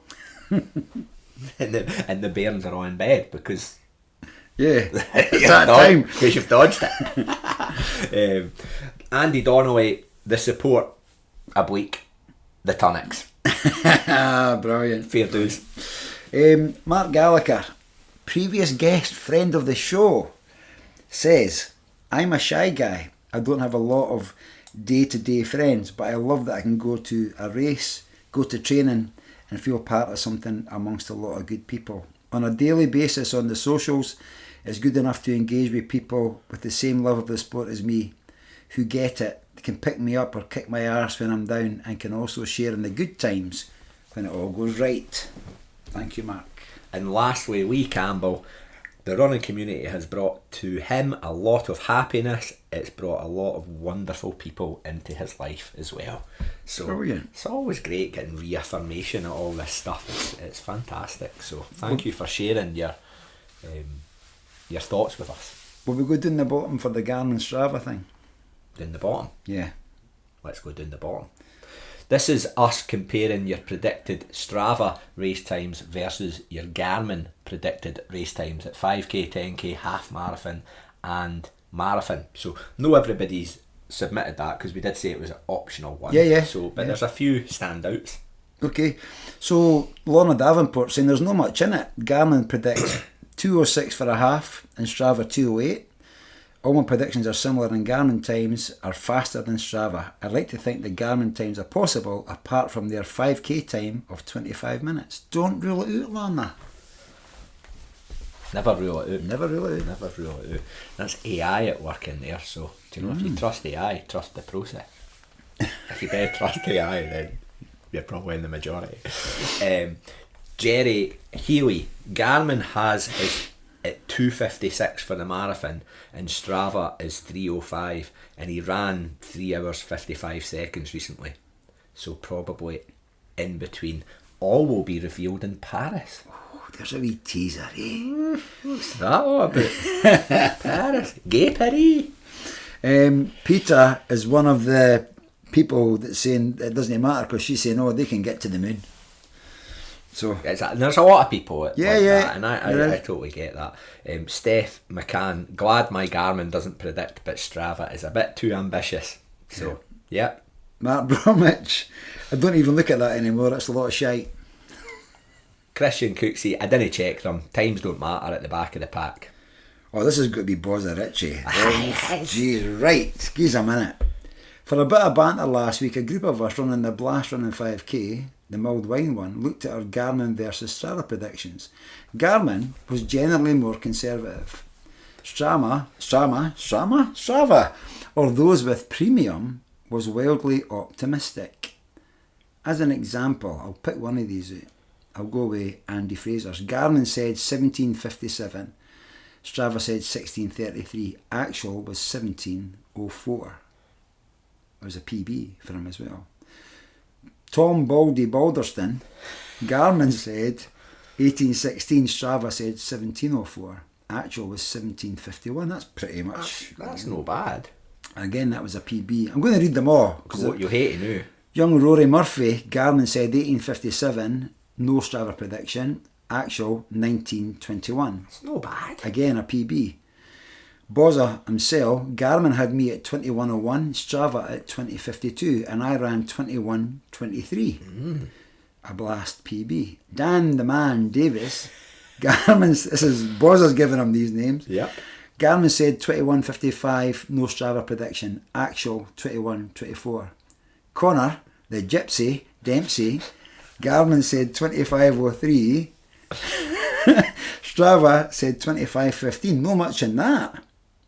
No, that's no bad at all. Actual was 24:31. No PB, but he ran a 20:57 last year and clearly been enjoying himself. Down in London recently, the Gypsy's getting a hard time.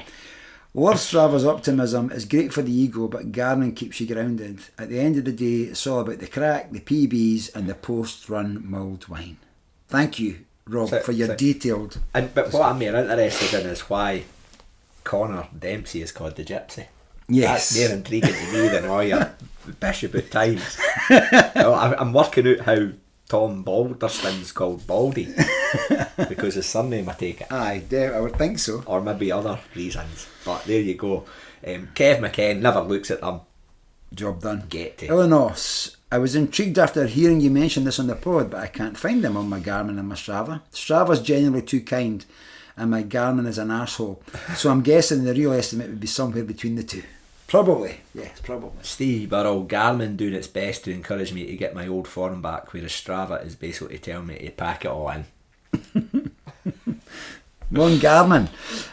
Gillian McGill, for my 5k time, there's a variance of 19 seconds between Strava and Garmin. It's not what? Yesterday I ran 23:13 with Garmin, the closest, estimating 23:02. Then 11 minutes of a difference showing my marathon times. I'm not getting entangled in Strava versus Garmin. I'll just keep showing up and doing the best I can. There's nothing to get entangled in, Gillian. Oh, We're not starting a beef between them here, unless we want to. Maybe we do. Tony McGill, Strava, 5k, 20:35, 10k, 42:58, half 1:38:25, we'd have to train hard for that, and 3:44 is a marathon. That's difficult to imagine. Imagine it, Tony. never really imagine. Imagine it, Tony. Rich Taylor, Strava knows me well, but I'm going to prove her wrong. Me versus the rise of the machines. and he's just gendered dies. Strava. That never was to me. But was it no like the goddess or something though? Oh, that's what the name is. Is it? It's a Swedish term, isn't it? Okay, we can suss that out. I'm not going into it, so maybe it is a she. Nikki Sheridan, everyone's differ, right? Hopefully hers will be improved in 2026. Gareth Davis, I think they are both off right now, but a line between my two pretty much. Few seconds at 5 to 10k, a couple of minutes at the marathon. That's what he's estimating the route.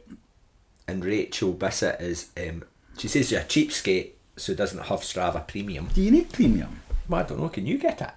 I can't look at it. Because you've just got the Kunsel. I'll clarify that. You've just got Kunsel Strava, eh? Okay, yeah. But Garmin times are 5k 21:42, about 45 seconds after than I reckon I could. 10k 46:21, no happening. Half 1:45, maybe. Marathon 3:56. With a bit of training, I reckon I could smash that. Yes, and about it, Rachel. Charlie King, can he work out that shite? Nick Jones, no looked. Bob Barron, Garmin more realistic. Strava thinks I'm a Kenyan. Fiona Ainsley, the jury's out. Time on feet is more important. Ken? Yeah. I can't see. Kenny McManus, load of shite. These are all fair dues, by the way. Cam Much, no idea. I didn't get a flying duck. Yeah. Howard Lawton, it's total bullshit and who cares anyway. Nobody, but this is just... Well, let me come back because I can't find it on mine. This is just in the interest though. Like, yeah, it's a wee topic. A scientific experiment. Clear Withers. To be honest, I couldn't give a fuck. But I know what my segments are running up mountains. This is probably better, right? Colin Alexander, what are they? Bollocks is what they are. Closest would be Strava, but even that is bones. Smoke up my arse. Yeah? And he goes on to compare his Strava versus Garmin times, but yeah.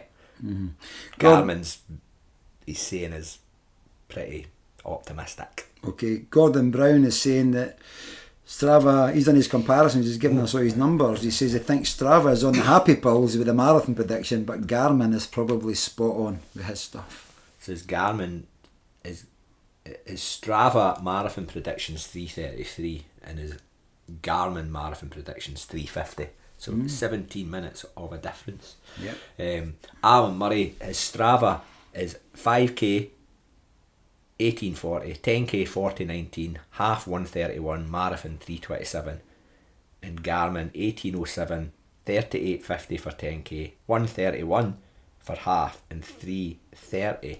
So his is really close. So he acknowledges that, and he thinks that they're accurate, give or take 30 seconds or so. So is he hitting the Garmin Strava sweet spot, Alan? It sounds like it. Well, it sounds let's very see much how like they go in 2026, Alan. Keep us informed. Yeah. Well, let's do a comparison. Stephen McKenna's put his in. Garmin 5k 17:43, 10k 37:49, 1:24 for a half, and 3 hours and 3 minutes for the marathon. Strava's got him for a 5k 18:16, so more than Garmin. 10k 38:05, again more. The half 1:24, spot on, the same and the marathon 3:06. So again, that's more than Garmin. So he says Garmin feels massively out. I had a crack at a half PB last weekend on his own at a track and came home with a 1:29.21.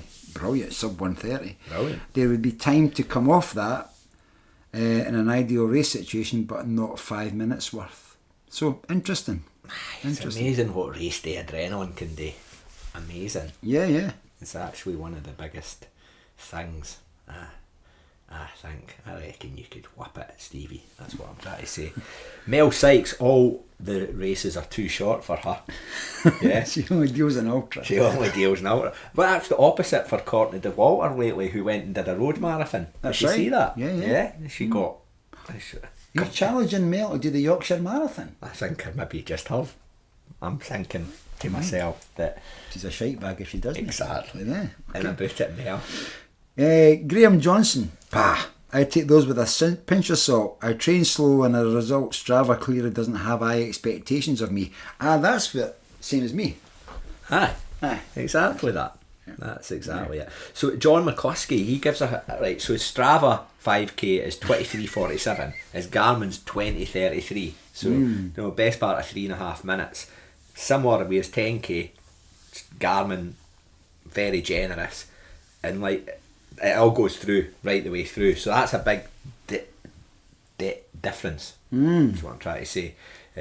And he reckons Garmin remembers him from 5 years ago, while Strava likens me to that dreaded line, "Your parcel is out with the every driver." What a description, man. Jen Wetton, who's a very good runner, you know that. So she's got her Garmin 5k 16:33, Strava 16:41.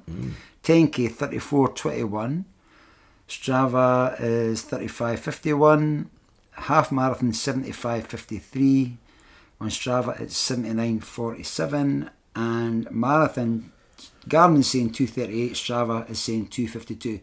Garmin is bollocks. Not been in that shape for a decade. Strava is optimistic for the 5k, but accurate for the others. Interesting. I think Strava is more of a realist. Okay. Yeah, and Garmin's maybe trying to push you on to greater things, and it's maybe all psychological. John Spears got Kunsel Strava, so he doesn't think he has them, but his Coros time predictions are all slower than his PBs, and he doesn't pay much attention to it anyway. So, Bobby Burke, it's all pish. I ran a 22:11 5k, and a week later Strava predicted I could do a 24-minute 5k. It's utter shite. we should see who can get the biggest discrepancy between predicted and actual, whether it's faster or slower. Yeah. But you can't do the slower on purpose. Oh no, it's got to be. It's like you can't say that I've got a 24-minute 5k and then walk a 5k and it was 44 minutes. Aye, that's right. You've got to be honest with yourself and the machine. Martin James, times are arbitrary. However, Strava has my marathon predicted time at 1:59:39, which is a no bad wee time when you think about it. Just marathon. I think there's been a. Jack Wilson, I don't really pay me too much attention to them, to be honest. I listen to my body. Always a good shout. Dave Hutchison feels that he's been gaslit into getting a runner subscription, which he won't do. Good man. See, that's good man. That's it. Is it a marketing trick by the platforms to push you towards their more premium offerings? Yeah. Alison Downey, I'm a Sunto girl, so can't I comment on Garmin, but I'd say the Strava predictions are a little on the optimistic side. Right. Doogie Porteous, so what? Just get out and run. Andy Donnelly, they are bullshit. Mark Gallagher, who's again focuses on the sort of shorter, faster stuff. 5k Strava 16:10, Garmin 16:58. 10k Strava 35:19, Garmin 36:21. For a half, Strava says 1:21, Garmin says 1:20. For the marathon, Strava's 3:06 and Garmin's 2:54. Both utter pish. As I am doing mostly short training with a lot of reps and a lot of indoors, and neither knows how to deal with recoveries and indoor injury. It's a fair point, isn't it? That's a fair point. Yeah. It absolutely is. So, and it's just the the rise of the robots, as somebody said, isn't it? It's just machine learning and predicting and that's it. looking at your metrics and stuff. And Lee Campbell sums it up actually by saying, who fucking cares? Just go out there, have fun and enjoy it. Good man. Yeah. Good man. So there we go. We reckon our findings are Garmin quite generous, Strava pushing you on by being a bit more realist. But it's been a good question to ask. It's been a good experiment because it's opened up a conversation about stuff as well. It has. Yeah. It has. Yes. Thank you for those who put their times out there for us, and then let's just see how 2026 actually compares. Yeah. So next category is the one about the thing you see on Strava that you think I'd love to go and do that. Yep. Mark Gallagher is saying everyone that isn't in Lanarkshire on a Sunday morning. Aye, so basically just looking at the map and going, that's knowing my home, it's knowing my own postcode. Yep. So that really wouldn't mind going doing that. Yeah. Andy Donnelly, I'd love to do the spine. Oof. Just Andy. Wouldn't you sell, man? Dougie Porteous is talking about the Bob Graham round. It's always interesting when you see that sort of stuff on Strava, isn't it? Aha. Absolutely. Alison Downey, any clever Strava art. I've seen a lot of that recently. The reindeers and trees. And the Run Lanarkshire run in Glasgow where they make the shape of the reindeer. Yeah, that's good. That's great. So clever Strava app or any run so long that you can see a map of the country. I know what she means by that. There's something about seeing that run across Scotland or up the coast or whatever it may be. Dave Hutchinson is saying the West Highland Way in a winner on a Strava map looks absolutely awesome, or anything on the Trail du Mont Blanc. Jack Wilson would probably love to do the 6/7 major marathons one day and see some amazing places. You can talk about that, Stephen. I can talk about that till the coos come home. Martin James. You get that term? I don't know where that came from. Till the coos come home. It must be some farming thing, isn't it? Aye, my mum used to say it. You could I've heard that. Talk about that till the coos come home. It's going to be a long time. Aye. Yeah. Martin James, it has to be the West Highland Way. The hail fucking thing, man. The flaming hot is the Great Glen Ultra. That's a belter. John Spears, the track 100 miler, the Cobain Events one. He's got a place for 2026. Fantastic, John. Fantastic. Jen Wetton, West Highland Way, every single time. What are you telling us, Jen? What's happening? That's a statement, yeah. John McCluskey, Glasgow to Edinburgh. FOMO. Go and make that. Eradicate that FOMO, John. Make it happen. Make it happen. Graham Johnston, his Strava buddy George Gannicott's epic go on the 13 Valleys Ultra in the Lakes looks absolutely epic. He smashed it. Pretty much anything Andy Campbell gets up to when he's out and about in the Alps in the summer. Always inspiring. Brilliant. Stevie McKenna. Paul Manson, the random runner, doing the Race Against the Tide Ultra along the St Cuthbert's Way from Melrose to Lindisfarne. I love the concept of having to beat the tide to get to the finish line and get back off the island afterwards. Plus throw in starting in Scotland, finishing in England and passing through Kirkyettam. It's ticking all the boxes. Sounds interesting, doesn't it? Sounds like he's already made the contract there, doesn't it? Definitely. Mel Sykes, John Cassidy in the Pentlands. That sounds like, what is that, like your tour t-shirt or something? I saw John Cassidy in the Pentlands, man. It was a great gig. Loved it. Was up the front. Alan Murray, I'd love to have the courage to run UTMB one day. It's brutally hard, set in a stunning location, steeped in prestige, powered by an incredible atmosphere, and it's a true test of a runner's ability. I think you've got a dream, Alan. I can feel it. Yeah, you better get saving up though. Aye. Gordon Brown, the VK at Chamonix, as run by Neil McRitchie this year. I'm delighted Neil McRitchie's been mentioned in the UnAwards. Absolutely fantastic. Aye, love Neil. Colin Alexander, it's got to be a bit of Strava art. You can't whack a bobby on a football pitch. He's got away with words, eh? Aye, he has. Have you ever had a bobby on the football pitch moment? I'd done a bobby at the Oak Course at St Andrews. Coming down for the Oak Course Hotel. Ah, right. I'd done a bobby on the fairway there. Could we make that a challenge for 2026? This is everybody to draw a bobby on Strava in the most ridiculous or iconic place. Yeah, it's now officially a thing. It is. This is your challenge. Shite bag if you didn't. Right, you need to go and so get practicing your bobby shape and think about length, girth, everything, and then think about where you're going to be. And we've obviously got the Hawmaws as well. The what? The Hawmaws. What the fuck's the Hawmaws? The boss. Aye, the Henry It's a hill hang. Aye, the hill shooting match. So you've got to do that. So think about it, and even there's a couple of wee tips you can put, like wee things doing. Oh, there's one big tip. But you could put wee things doing to get your shape right. Football pitch is always good. Aye, but like, unless you did it at hand in, aye, Ken, that's what you're aiming for here. It's that's good for perfecting your art, but actually, where are you going to be Banksy in it? But like the North Inch has got football. There's football pitches everywhere. Aye, but like if I seen you drawing a bobby in the North Inch, I wouldn't be awfully impressed. But if I saw you drawing a bobby in Celtic Park football pitch, I'd be impressed.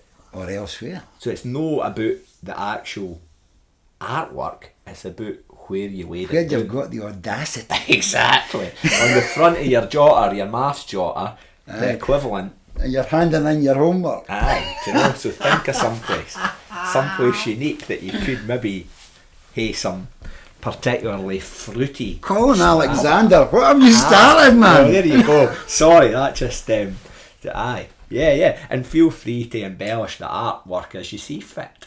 Yeah, back to Strava art. Right. Claire Withers, the Mourne 500s.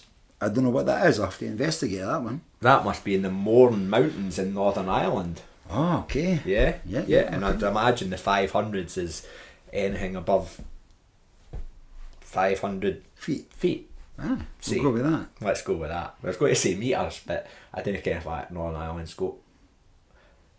Aye, probably has. 500 metres, that's 1,500 feet. Aye, it'll be 500 metres. Okay. Right, but we'll investigate it. Howard Wharton, folk knocking out UTMB or locally the Loch Lomond and Cowell Way. We'll get around to it one day. You sure will. Karen Much is looking at that Strava art of race across Scotland.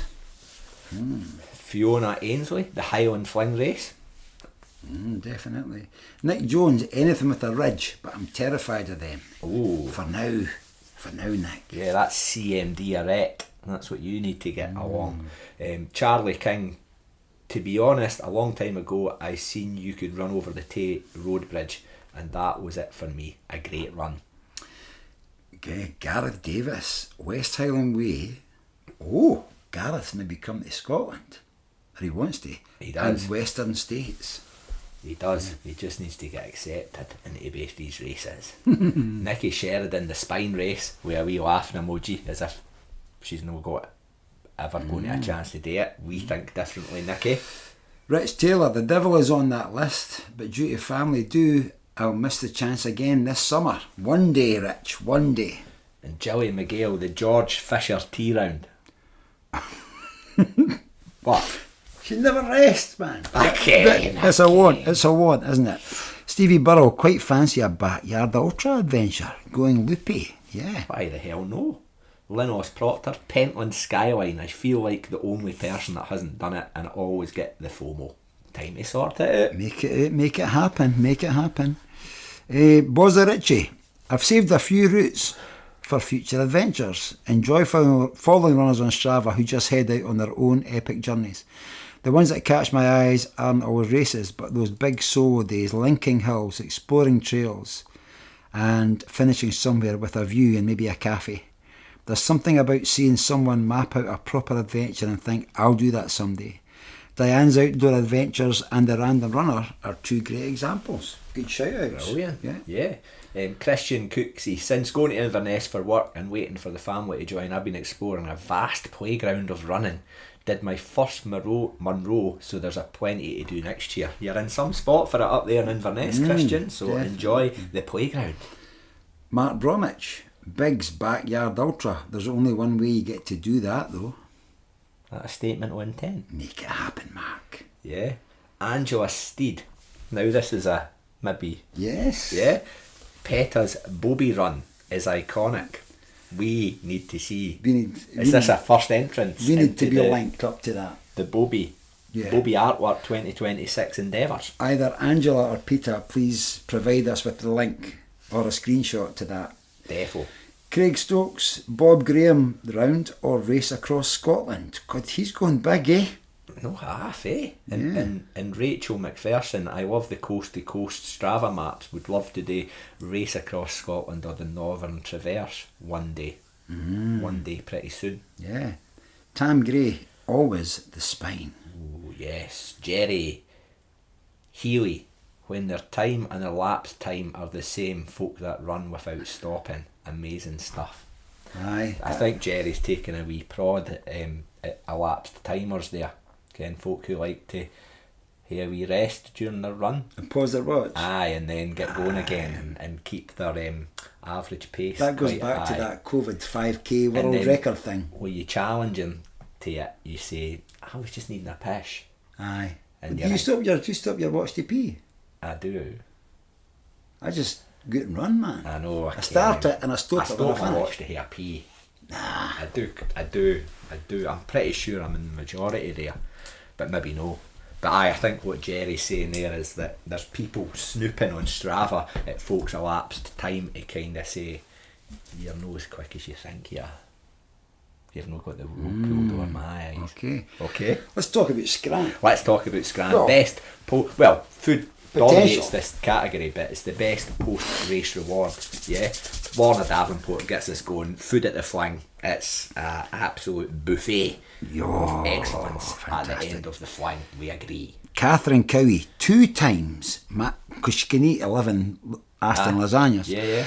2 times mac and cheese post-spine. 1 tracked down by Annie. So thank you, Annie, and thank you, Catherine, for that entry. Mac and cheese is a good post-race, isn't it? Peta Loch Ness Marathon, a large cup of soup.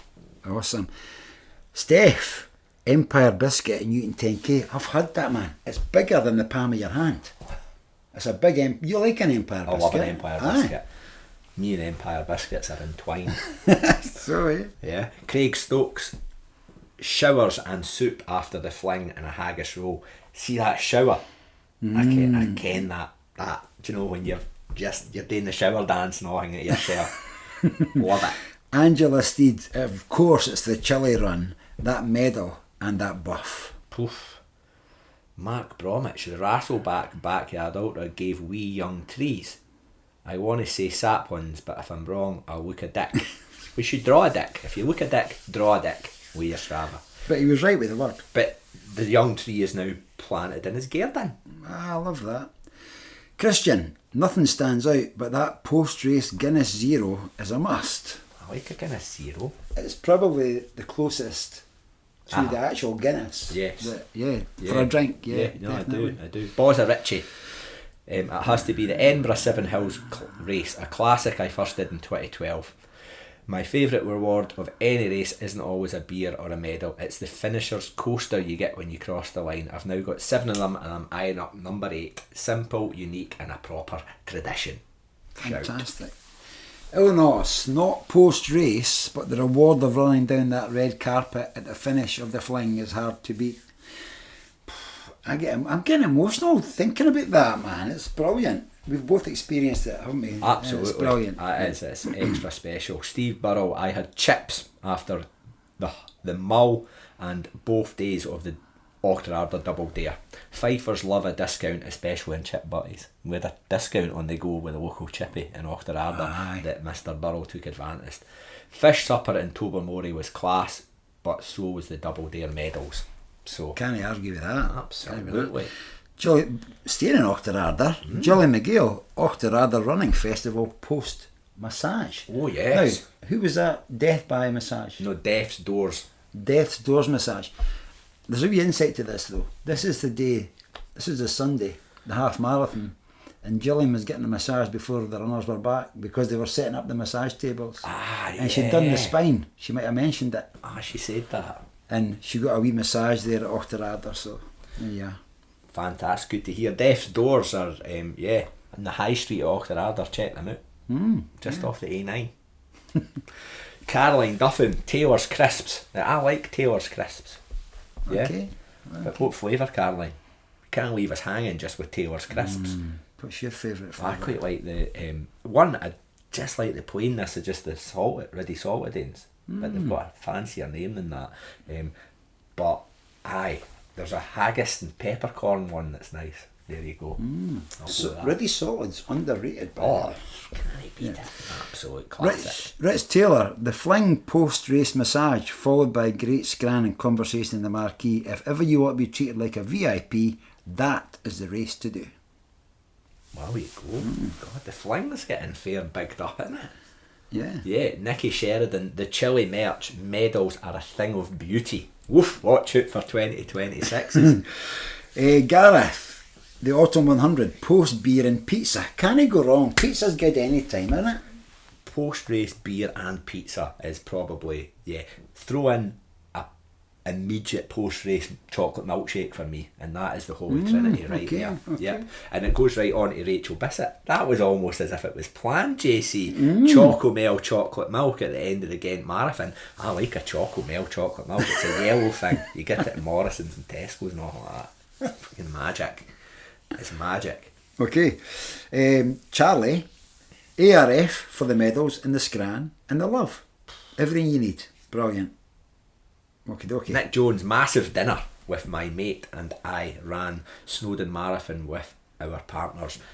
A massive dinner fucking got me quite excited. What was the massive dinner?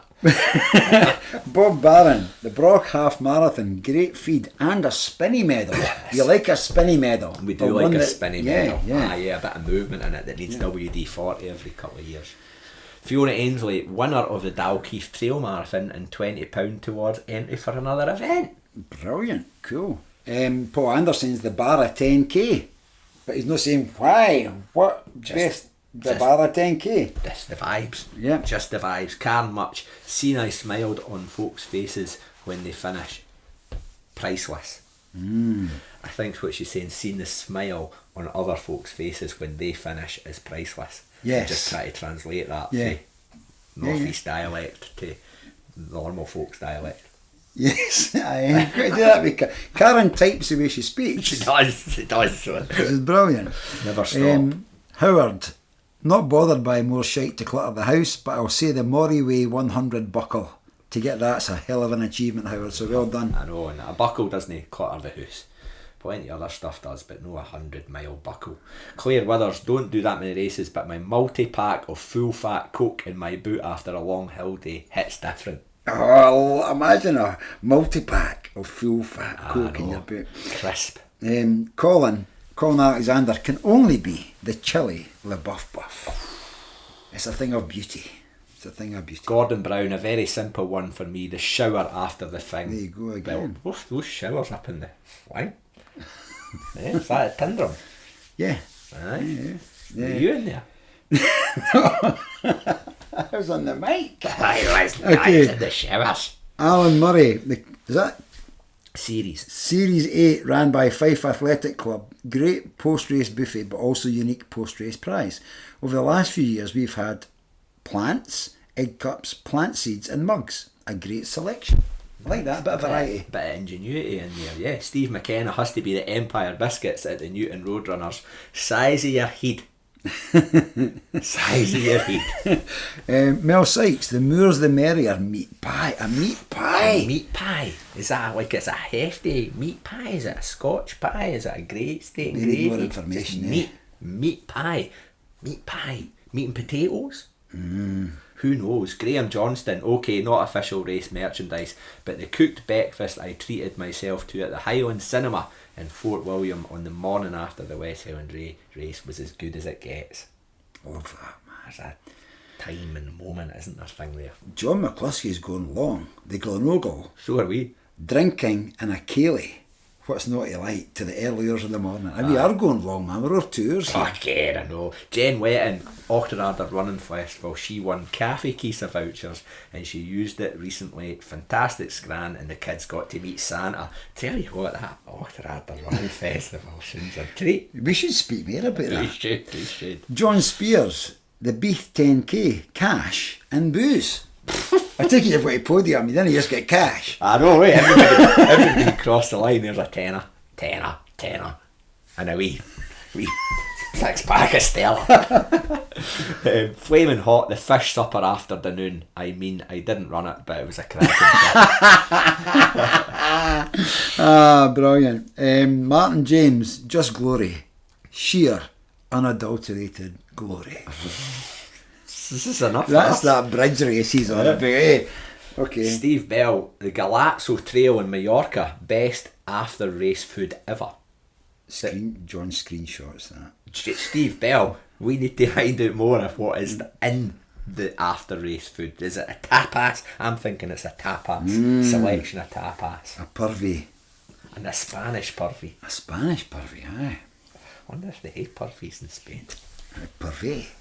Okay, Dave Hutchison, the post-race fling Prosecco was an unexpected treat, plus the baked tatty with vegan haggis and beans. I also smashed down the best portion of chips from the Real Food Cafe in my hotel room in Tyndrum. Oh man, Dave's had a great day. He has. Alison Downey, a pint glass and a cream egg for 20 along the fourth, and any race with a buffet. any race. Just give me this grand. Pafacondi's not been mentioned this year, but this buffet is second to none as well. Dougie Porteous, 7 Reservoirs half marathon medal. Is he the race director of that? I think he is. Dougie Porteous he's seen this as a wee chance to push the 7 Rev. And what's no to love about that, by the way? Exactly. And it's worth a treat, by the way. Andy Donnelly, tonics at the chili. They're talking about you, Andy. Mark Gallagher, they're in the Toon 10k. Hated this race this year as I was awful, but I loved the Empire Biscuit. Oof. Okay, man. Yeah, do something about Empire, but Empire Biscuits are DOS. Oh, they are. They're really good.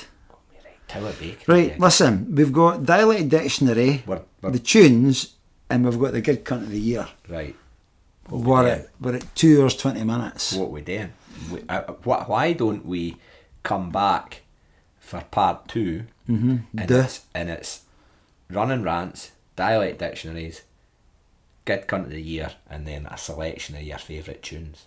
Aye, let's do that. So we'll wrap this up just now because that's long enough for any one day. Definitely, and if you're watching this on Hogmanay, Happy New Year. Hope you enjoyed your evening with JC and Stevie Boy, and we'll finish off in part 2 very soon. We will do that. But for now, thank you all very much and Happy New Year. Have a good one.